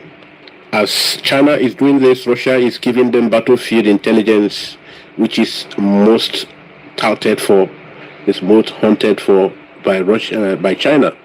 So Russia has been giving China military lessons, and China have been learning new tactics. They are drawing from global development, and they don't want to, be stalked. That's why they don't want to joke with their alliance with Russia, because they know they have so much to learn from Russia. As we speak, wherever Russia is, China wants to be there. And for Zelensky, who doesn't know, for China, Ukraine is a testing ground for their new weapon production. Anyone their research teams come up with, they bring it to Russia. Let us test this in Ukraine. So this is how a drunkard, a comedian, has exposed his people to danger. But that said, Russia is not really relying on China. Russia only is just exploiting the relationship, or should I say, is utilizing the relationship to just have a beef up. And you should know, it is accepted.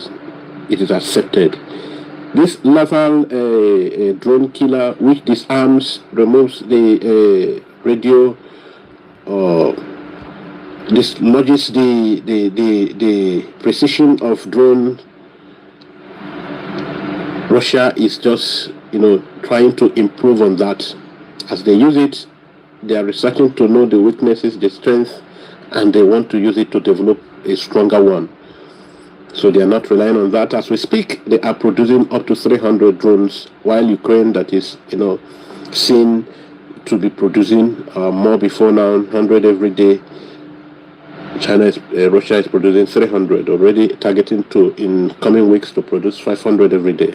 So just take a look at it. It is the silent hunter. Look at it. It is the silent hunter. The Russian forces are using it to weaken and dislodge Ukrainian drones. It doesn't need missiles to shoot down drones. It uses laser beams, of course, and it is more effective. It is mountains.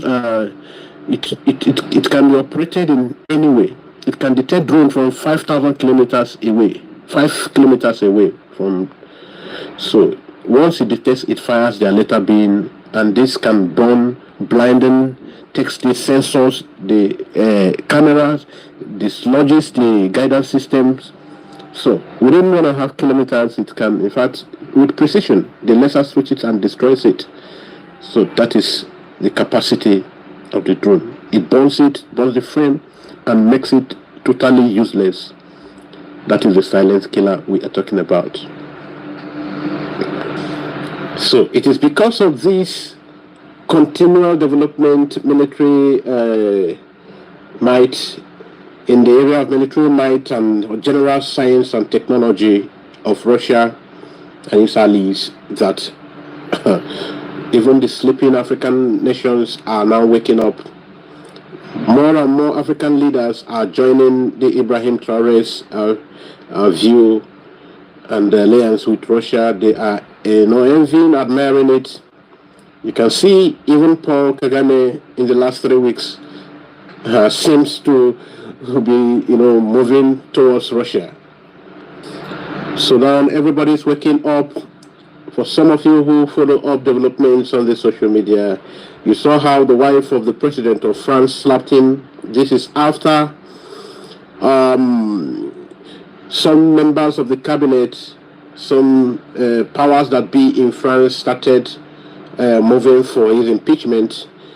They are mainly Emmanuel Macron's impeachment, and the wife, who also is not happy how his, what they saw as his callousness, his reckless leadership style that opened African leaders' eyes, that they are now beginning to risk losing everything. That I will now show you more African countries and what they have done within the last 1 week. All right, on Israel and Hamas, Israel and Gaza, you can see, not Hamas, but small Gaza group give hostage shock to Israel. Israel gets new hostage, but not from Hamas. All right, another important object here is Khan Yunis in Gaza. The tunnel number 7 as IDF uncovers.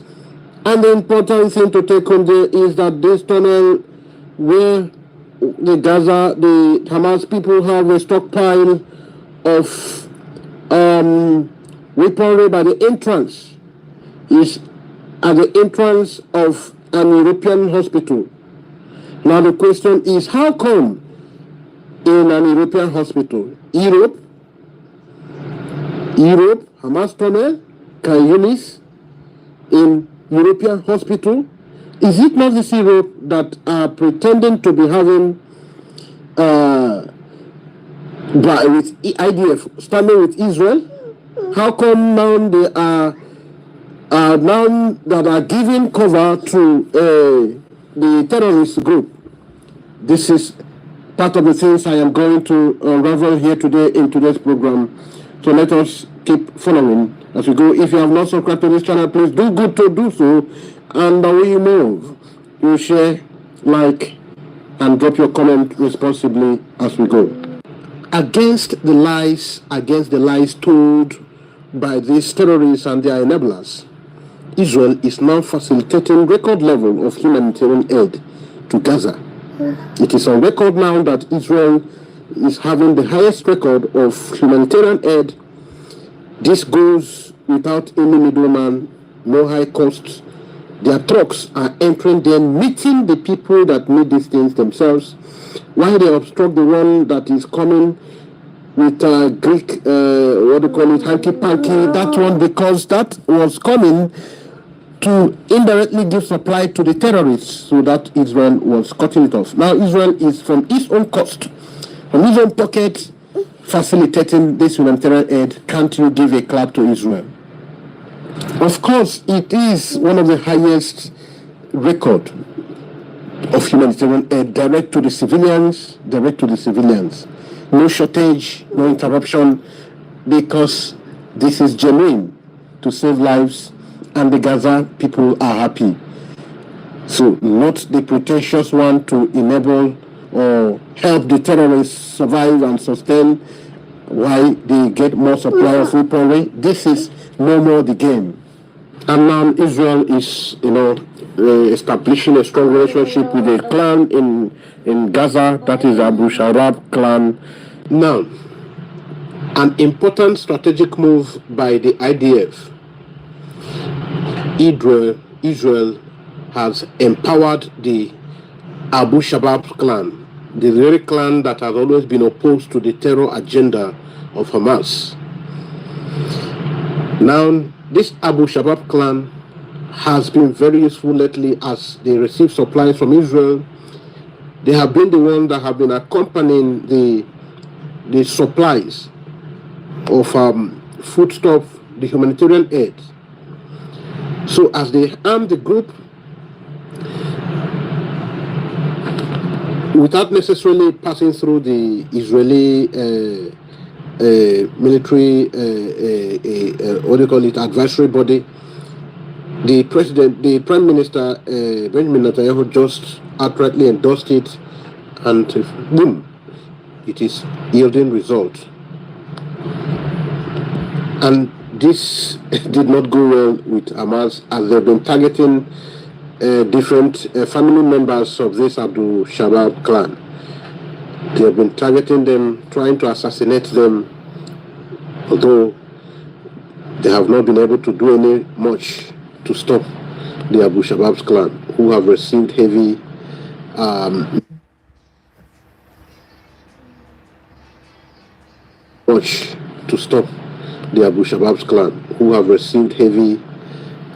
military equipment to confront them.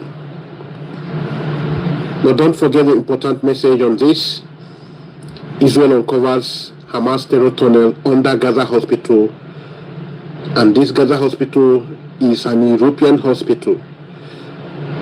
This, you will remember when I go into the politics of Western America in Africa.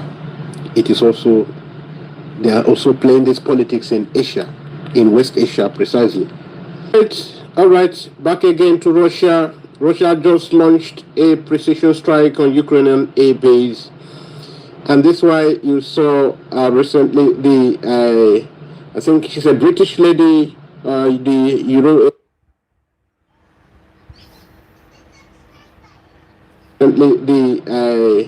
I think she's a British lady, the European Union or European Commission leader, the lady who started giving us lectures about how Russia is, taking over Africa and how it is a bad move. Of course, this is a warning shot to NATO, which could change the whole game. But according to this confirmed intel, Russian forces hit previously undisclosed air base in western Ukraine and far from the front lines. Of course, this base was believed to be hosting advanced Western supplies, equipment, including the long-range missile systems and all the logistics, and Russian cruise missiles likely launched 295 bombers and caliber submarine types bypassed all their key infrastructures, the runways, and of course till today, Zelensky is yet to tell the world the extent of the damage. It's a multiple impact, very, very much more than tactical and very symbolic direct message to NATO. Of course, they told NATO to their face, we know where your weapons are stacked. Wherever it is, once you cross the red line, we are going to smash you. No stuffs. These are pure facts. Of course, we are not up to any jokes. For the game of drones, we are going to match all of you put together. I just told you about the game changer, drone killer, laser system that China supplied Russia, and of course, Russia is also working on it to improve it. So far, so good. It is known that Ukraine produces more drones in the whole of Eastern Europe, that they produce up to 100 every passing day. Now Russia is producing 300, and are targeting in coming weeks they'll produce 500. This I already told you this, so but let us continue to hear. Let's continue to move on. But are you aware of the development in Ukraine right now? In cities in Ukraine like Kharkiv and some other cities in Ukraine, they are now hiding their children, they are hiding their youths, because they know it is just a suicide mission. They know that the West is deceiving them. They know it is political game. They know they are hiding their children. They don't want them to be exposed to even Kyiv. The pressure is too high. Parents are saving their children, hiding them. I mean, they are youth, because they don't want to continue with the suicide. They want to tell Vladimir Putin, Zelensky, to go and do this himself. He should bring his family to go and confront Russia. With the fake hope that West is giving them, he goes on and rants. When the trouble comes, he goes to his shell, he hides. His family are enjoying safety where they are. Now, you can verify this news, verify the news that in Kharkiv, in Kiev even, parents are hiding their youths. So now, let us come home. One fugitive, one empty-headed man whom I don't know if he's a complete man, they call Opokri. He has picked it up on Peter Obi, exposing some things that people doesn't know about Peter Obi. Yes, it's an empty-headed man, but let us see his exposition on Peter Obi. The same thing Charles Chukwumasoludo Wambafo, aka, was about to expose him about Peter Obi when Peter Obi caught him, stopped that exposition by telling him his elder brother, he should just let him be. Anything he didn't do well, he is an elder brother, richer in wealth, richer in knowledge, more intellectually rooted, that he's a professor. So that same thing now, we don't know how Soludo or his aides leaked that information to Rano Omokre, because him, Soludo, is not in support of Peter Obi. So he somehow released some of the documents to be used against Peter Obi, so that Buhari, whom he is supporting, will have it. Now see what Soludo aid released to Omokri. It is titled "Busted." Peter Obi actually left more debt for Anambra than any governor before him. So, in the details, we are set to go. Peter Obi's claim during a recent interview that he left 150 million US dollars and 36 billion naira in the coffers of Anambra State is dishonest, fallacious, misleading, and of course typical would be double speak. The truth is that Peter Obi is a manipulator and economic terrorist who knew what he was doing when he made this inaccurate statement. It wasn't a product of mistake. Please, fact check me. He actually left a debt laden of 127 billion naira that was due immediately after his successor, Governor Willie Obiano, took office. This money was due. This debt mainly consisted of unpaid monies owed to contractors engaged by Peter Obi administration. More of the debt came from approvals Peter Obi made as he was about to leave office. He deliberately timed these contract approvals to be due when he handed over to Mr. Obiano, so he could claim that he left money and Governor Obiano squandered it. In his last days in office, Mr. Obi was accused by his successor of employing thousands of new staff for the Anambra State government at the last minute without Power off.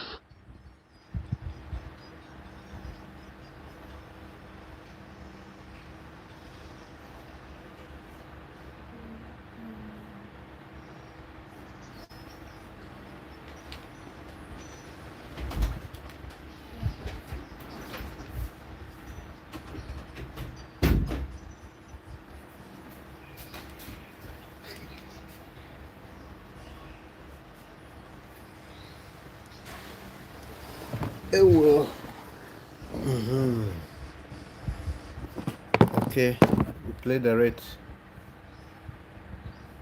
For the Anambra State government at the last minute without making provision for their salaries. When Mr. Obiano took over, these workers' wage became due. And where is Obiano going to? Approvals Peter Obi made as he was about to leave office.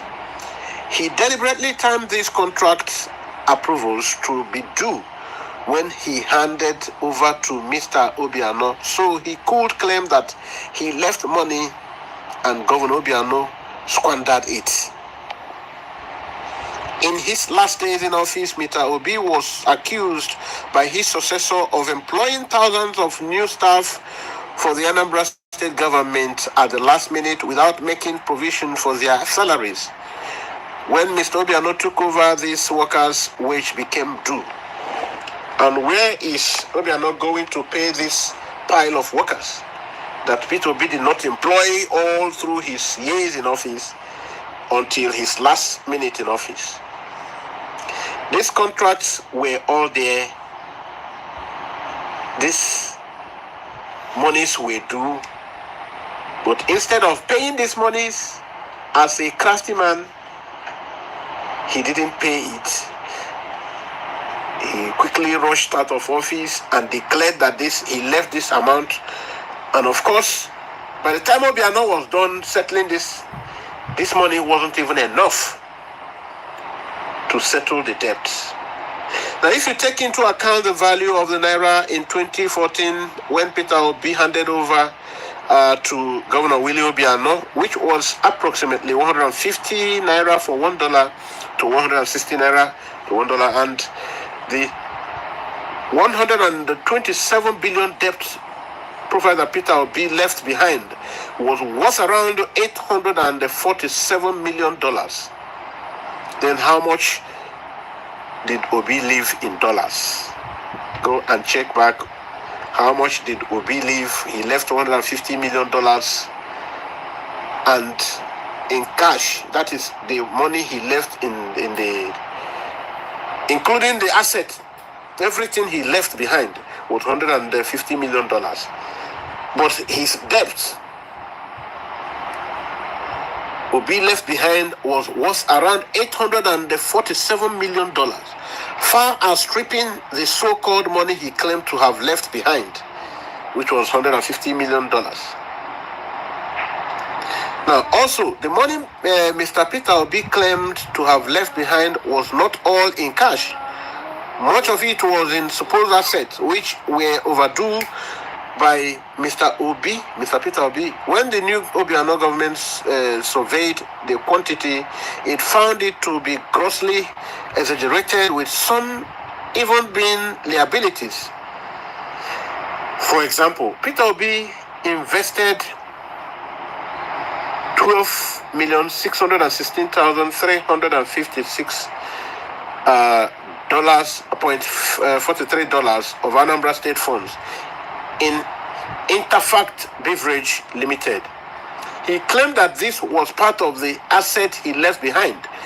But in actual fact, that brewery became a loss-making business. It was a loss-making business, and the shares held by Anambra State government depreciated to about $5.4 million. Additionally, much of the actual cash Peter Obi left behind was in Fidelity Bank, where he was one of the largest shareholders and a former chairman. To see that this man is a game man, he's a con man. Peter Obi plays an amount equivalent to $20 million in a Fidelity Bank account with account number 50-300-47097. We want to be very factual so that when you go to do your findings, you will see exactly what we are saying. Check it according to the date when Peter Obi handed power over and within that year or through. This money was earning interest for Fidelity Bank, interest that was partly going into Peter Obi's personal pocket. If I am lying, let Peter Obi sue me to court. I have all the facts. Please, people should make noise about it so that Peter Obi can sue Rano Omokri to court. Considering this, Peter Obi's claim that he left money behind for Anambra State government is not only false, but also almost criminal when you consider that from 1999 to 2023, Peter Obi was the only Anambra State governor under whom poverty increased in Anambra State. Please fact check me. All the other governors before him and the governor immediately after him reduced poverty. But Peter Obi increased poverty in Anambra from 41.4% to 53.7%. These are things that can be verified by anybody who have access to phone. If you have access to internet, this you can easily verify. While purporting to leave money in bank where he held significant share, it is believed that the reason Peter Obi did not build a single nursery, primary, or secondary school and university, which is partly responsible for why poverty increased under his watch, is because he wanted Anambra State government fund to sit in Fidelity Bank rather than to be used for poverty reduction. Remember, in his first administration, he practically did nothing. It was in his second administration that he did a little. His second tenure in office, that is when he did the much he did. And of course, it was more of renovations. Rano Omokri.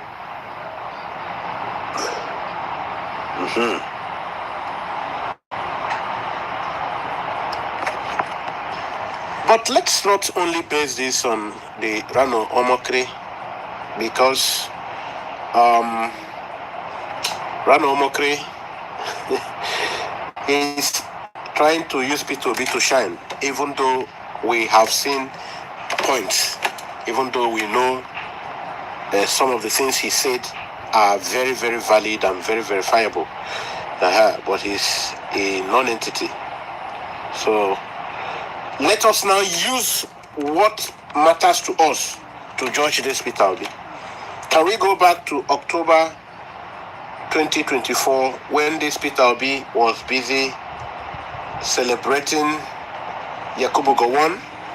Not celebrating him. Celebrating Yakubu Gowon is not the problem, but what he actually said upon celebrating Yakubu Gowon. What he said, that is what matters to us. So we want to build on what is it that Peter Obi said that made a lot of his followers to squeeze their faces. What exactly was these things he said? That is what we want to find out. It was around 28th or 21st of October 2024 when Peter Obi was captured by Arise News and many other media, including Business Day. So in Business Day Nigeria on the 20th day of October from Tofik Oyedokun, Business Day, Peter Obi's supporters kick over message to Yakubu Gowon at 90. What is it? As kick over message to Yakubu Gowon at 90. What is it they were kicking about? Many supporters of Peter Obi, the presidential candidate of the Labour Party in the last general election, have lambasted him on social media over his birthday remark message to former military head of state Yakubu Gowon, the man who led Nigeria into the war of aggression. Gowon, who ruled Nigeria between 1966 and 1967, clocked 90 on that fateful Saturday. Prominent Nigerians, including Peter Obi, have celebrated the former military leader who led the country during the civil war between 1967 and 1970. And many people said something, left some remark, including the Fulani people and the rest of them in the north from all over. But that of Peter Obi was standing out because of what he said. The person that brought him to political limelight and what the person stands for. And how it was not only just a betrayal of the person, but the people who also supported him. Now, in a statement on his X account on that Saturday, Peter Obi celebrated Gowon, saying, "In a time of hate, you stood for love. At a time of strife, you stood for peace. At a time of division, you stood for unity." That is not where I am going. Let us continue. That is, I am quoting Peter Obi verbatim ad literatum. That is word for word. Your life of service to our great nation, Nigeria, stand as one of sacrifice, leadership, and unity. Your steadfast commitment to preserving the peace and sovereignty of Nigeria during a challenging period in our history will forever be remembered and revered. Did you hear that? Did you hear that? That the role Yakubu Gowon played will forever be remembered. It was counted as commitment to preserving the peace and sovereignty of Nigeria. And it was a thing that proved love. It was a thing to talk about love, and Gowon should be revered for uniting Nigeria against the Biafran people. Yes, the Peter Obi followers were particularly not happy about this part of his speech, arguing that it is insensitivity. It was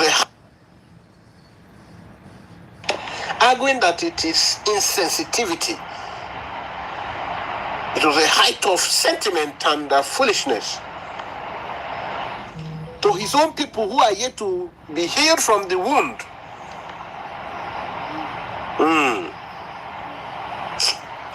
Now, he said it's not as if he doesn't understand the trauma, what Gowon did cost. In his words, he said, as an Igbo person who deeply understands the pain and trauma inflicted on our people during the Biafra War, it's truly disheartening to read this message coming from Peter Obi. Okay, it's another person now reading. Someone who should know better. Thank God, he's not the one that's saying it. He's not the one that said this particular last paragraph. It was Nkechi first.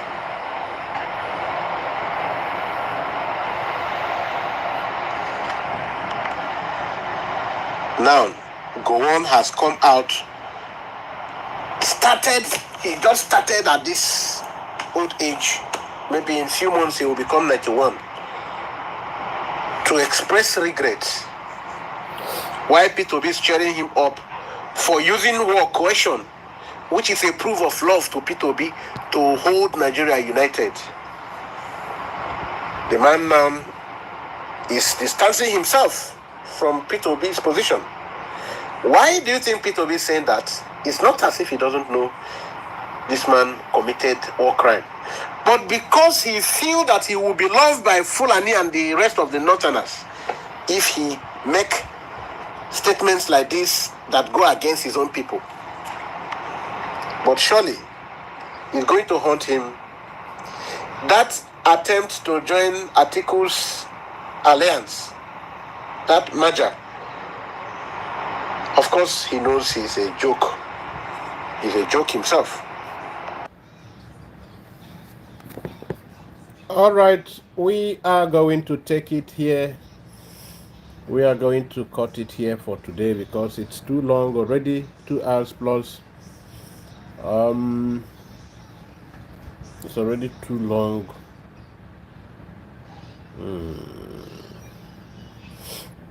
It's already too long. Tomorrow we continue.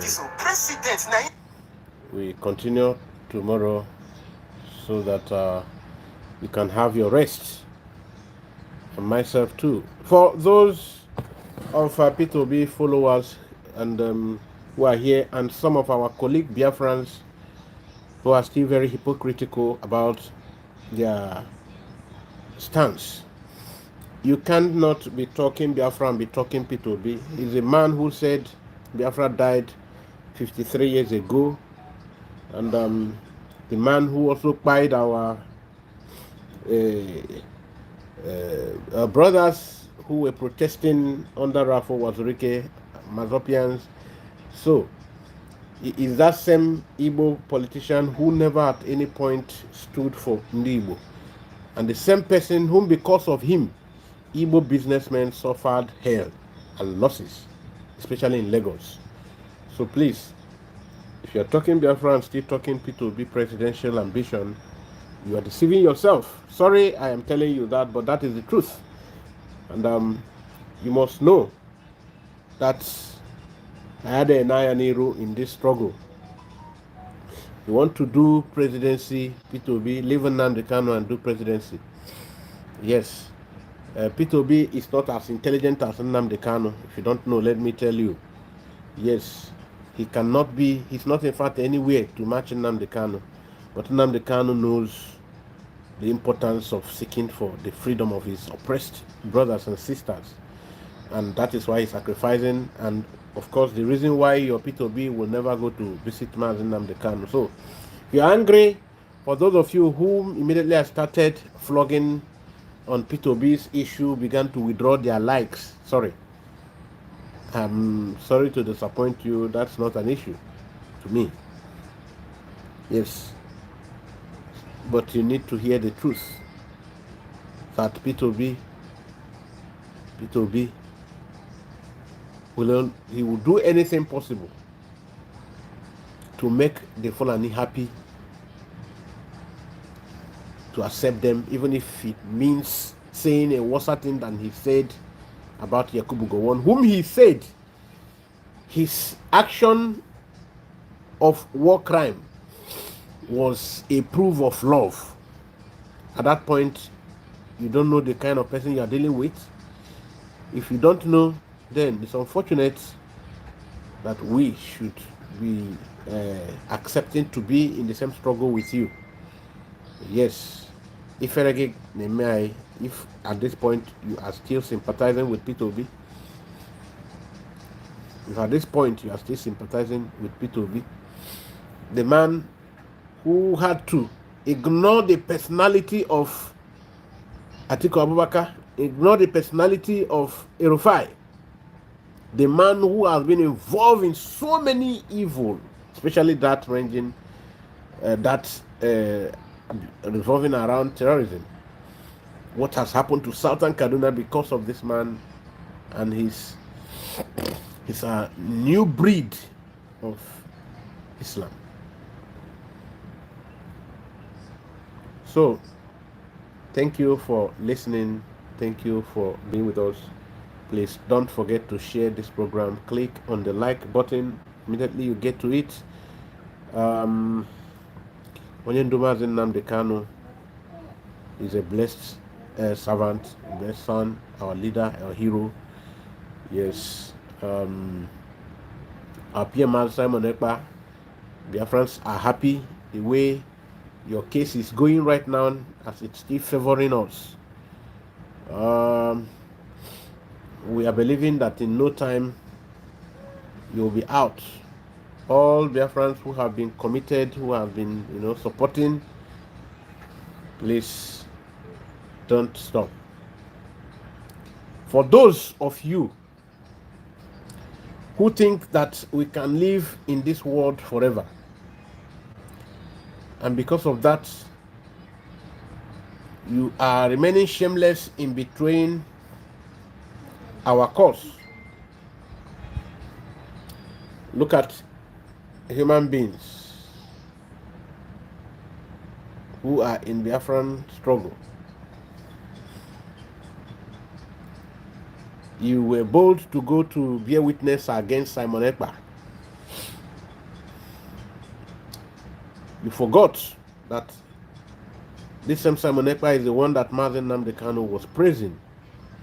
And you are still deceiving people that you are within Nnamdi Kanu. And your colleague who said he's no more an IPOB member, but still a DOS member. And you refuse to ask yourself, who is DOS? DOS is China Sanwuru, Nwa slave. China Cheka. These people are the DOS. Now, till today, even after Nkurumiri Ruago came to say Nnamdi Kanu deserves death, till today, they have not come out to condemn the Nkurumiri guy. And you are here still telling people you love Nnamdi Kanu. You cannot say no the same time and say yes. But you are quick to tell the world Simon is this, Simon is that. Oh, he want to complicate Onyendu's case, as if you love Onyendu. But one thing you forgot, or you failed to remember or note down, is that all these things you are chasing, maybe small money, because you have stayed in Europe for too long and nothing come out. You want to use this as opportunity to shine, like Nkurumiri is trying to use it to survive and stop selling attachment. But sorry, I can't see you here by no. I can't see you no. Let me also tell you that whatever you do, remember that you cannot live in this world forever. I want to borrow from a brother of ours, my brother Obon Edet. He said, days after death, 3 days, the human nails begin to fall off. After 4 days, his hairs begin to also weaken and fall too. After 5 days, the brain begin to melt so vigorously. And after 6 days, the stomach begin to melt. It melt out so much that, Umu will begin to come out from the mouth of that person. And the private parts, that is maggots. After 60 days, the flesh begin to separate from the bone, and the skulls will be apart. The flesh will be weakened, melted, and become so seriously decomposed that it becomes very acidic. Even goats cannot stay around that human being that time, that body, decomposed human body, because it will be so pugnacious that he can't endure the smell. It will be so rotten. Now, You ask yourself, all these things, all this betrayal,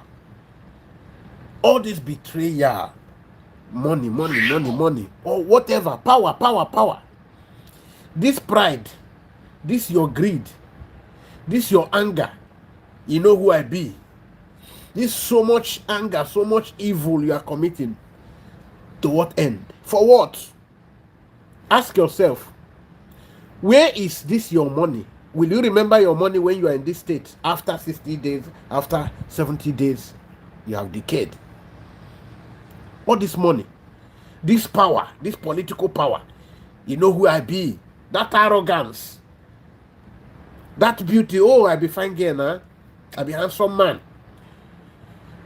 That your handsomeness. Oh, I don't you know I'm a very anointed man of God. That the anointing where you go day. I ask you.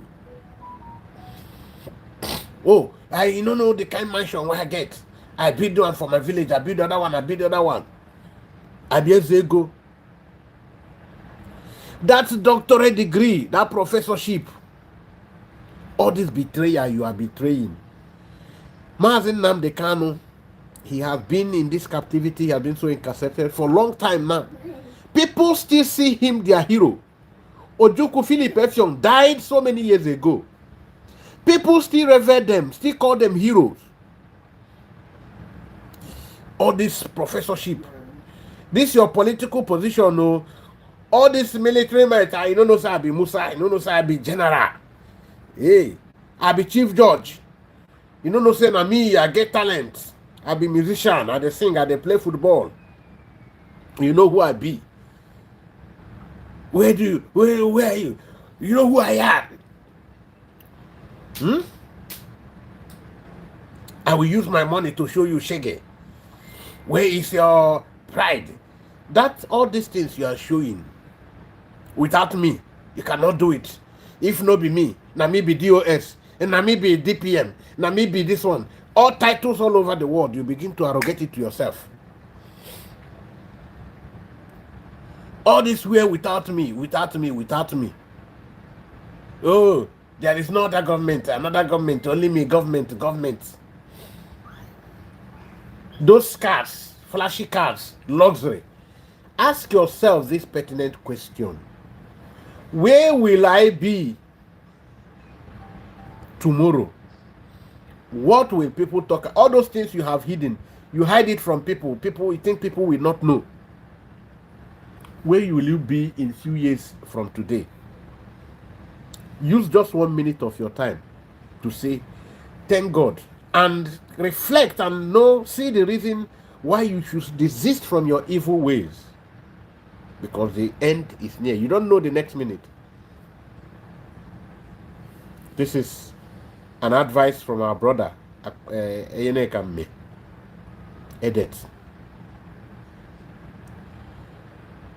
That is why brother Paul Chibo, he did a program. Some minutes, I thought it's maybe yesterday, he did a program. He said, he began to show people that just passed on, someone, it was just a day to her wedding, she passed on. The other one, after how many days of their wedding? The other one, the next day after his wedding. The other one, a family of 9, all of them. Now, did you forget that before today,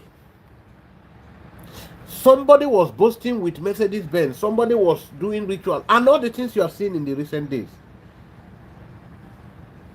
What legacy are you leaving behind?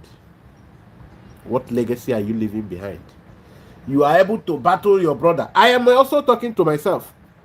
Someone will ask me now, you are talking against Peter Obi now, and you are preaching this thing. I am not talking against Peter Obi because he did anything to me. He did not do anything to me as an individual. He sold out, or he betrayed his own people's cause and rubbed it on our faces. He danced on our people's graves. He spattered on our heroes' graves. He was brought into political limelight. He was not a politician in the first place.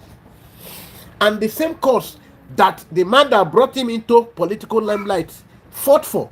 Not because this man was a poor man. This man was, of course, the very revered son of the richest man in Africa, Sir Louis. But this man said, I don't want to enjoy wealth and abandon my brother or ignore the suffering of my brothers, my sisters. I don't want to allow them to continue to be under incarceration. I have to save them. His father now denounced him. He said, I don't mind. He continued to fight for his people. The money, the one that he had access to, he used it to procure ngwaya for his people. This man did everything, even went against his party rules to endorse P2B. And what P2B said, after many years he passed on. P2B went to celebrate the man. But celebrating the man is not my problem. The man that died his people. For some of you who are sympathizing with Ukraine today, sympathizing with the Middle Belt today and all of that, praying, wasting your prayers, the prayers you should, devote or be praying on your own selves, on your own people's freedom. You're praying for the people that made you to lose the war. Don't you know? When the war started, you won. You were winning. You were pushing them up Benin, up Ibadan, until the Ukrainian person that was leading USSR commanded for their Sheller and air bombarders to be, pushed down Biafran land with Egyptian pilots. That was what happened. And the Nigerian troops who were there as combatants, pushed high, did all the juju, were from this Middle Belt.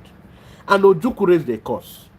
So all of them, foreign and local, that took part in this. But this is the one you know. For some of you, Nkurummiri Uruago and some members of the DOS who are yet to deny Nkurummiri Uruago, who are working with them, and some persons who are still claiming to be working with Simon Ekpa, and today betraying Simon Ekpa, betraying the whole Biafran cause, doing everything opposite what Simon Ekpa stands for, betraying Nnamdi Kanu as DOS members at whatever, as members of government in they call the USB, and there are some members also in the brigade who are doing this Biafran cause for what they will benefit as individuals. You are not doing the right thing. You need to repent. Ask yourself, with all the things that Ife Jonah did, with all the things that Akpabio, Asika, all of them that did betray their people, where are they today? Did the Fulani recognize them? Did Fulani recognize Adakaboro? All the people who are towing the line of Asari Dokubo, all the people making a living with betrayal, betraying their own people's cause. Do you think that that cause Ojukwu laid on these people that they are seeing, they are witnessing today, do you think it will elude your family? For those of you who think you are smart, you can play, oh, will they know that I'm working with Nigerian government? Will they know that we are still part of the problem we are pretending to be solving? A human being might not know, but also write it at the back of your mind that you can only deceive some of the people, not all of the people. And also, that even if you deceive people, you cannot deceive nature. You cannot deceive nature. They give you small things. Oh, go and be a witness against your brother. You will go. Watch your end. Thank you, all lovers of freedom. I am still your own very beloved brother, Akpanakpan Fokwo. I preach the gospel of redemption. I preach the unity of Africa. I preach the freedom of Africa. For it should be known today that Africa can be free. But the real freedom of Africa can never come without the freedom of Biafra. That is why it is very important that all Africans, all the black race, the people in the Caribbean, all of you, all your non-governmental organizations, you should all rally around your support to cause this great revolution to materialize. If Biafra is not free, you there as black Americans, you will never be free.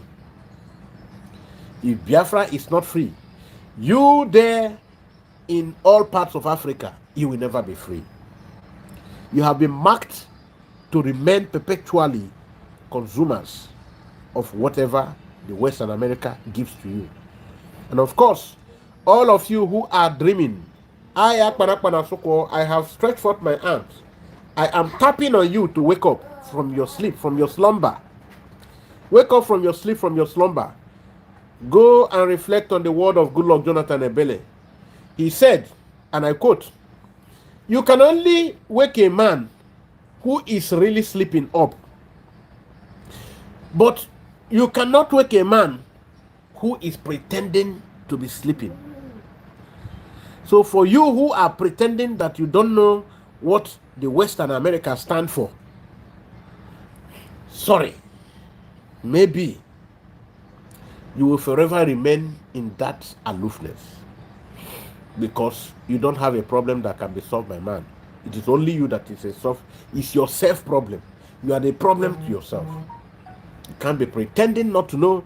After all our effort to eliminate you, to open your intellectual horizon, to use our spiritual broom to clear off the web corpse in your cerebral hemisphere, so that you begin to reason like normal human and not like Nkea, not like other.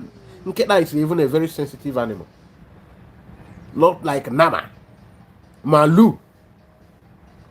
So we are delivering you from every spirit of Malu, every Malu spirit out of your life.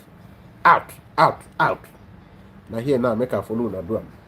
All right, you are welcome. You are welcome. We will always do what we know how to do. Amaragima ezi nwa Chineke. Barrister Lawyer Jimako and entire legal team of Mazen Nnamdi Kanu, our supreme leader, thank you for the good work you are doing. Thank you for the good work you are doing. And every Biafran that is beginning to see from my lenses that ebe na-aga kemgbe abụrụ ebe anyị kwesịrị na-aga, na anyị kwesịrị ịga ebe ndị ọzọ na-aga na-enweta freedom. If you believe in this, if you are seeing in this, please always comment or drop a message telling me to give you a private line to chat me, because we need to organize on how we will bombard our government to get it right. Thank you. Thank you. Once again. Bye. Share, like, drop your comments.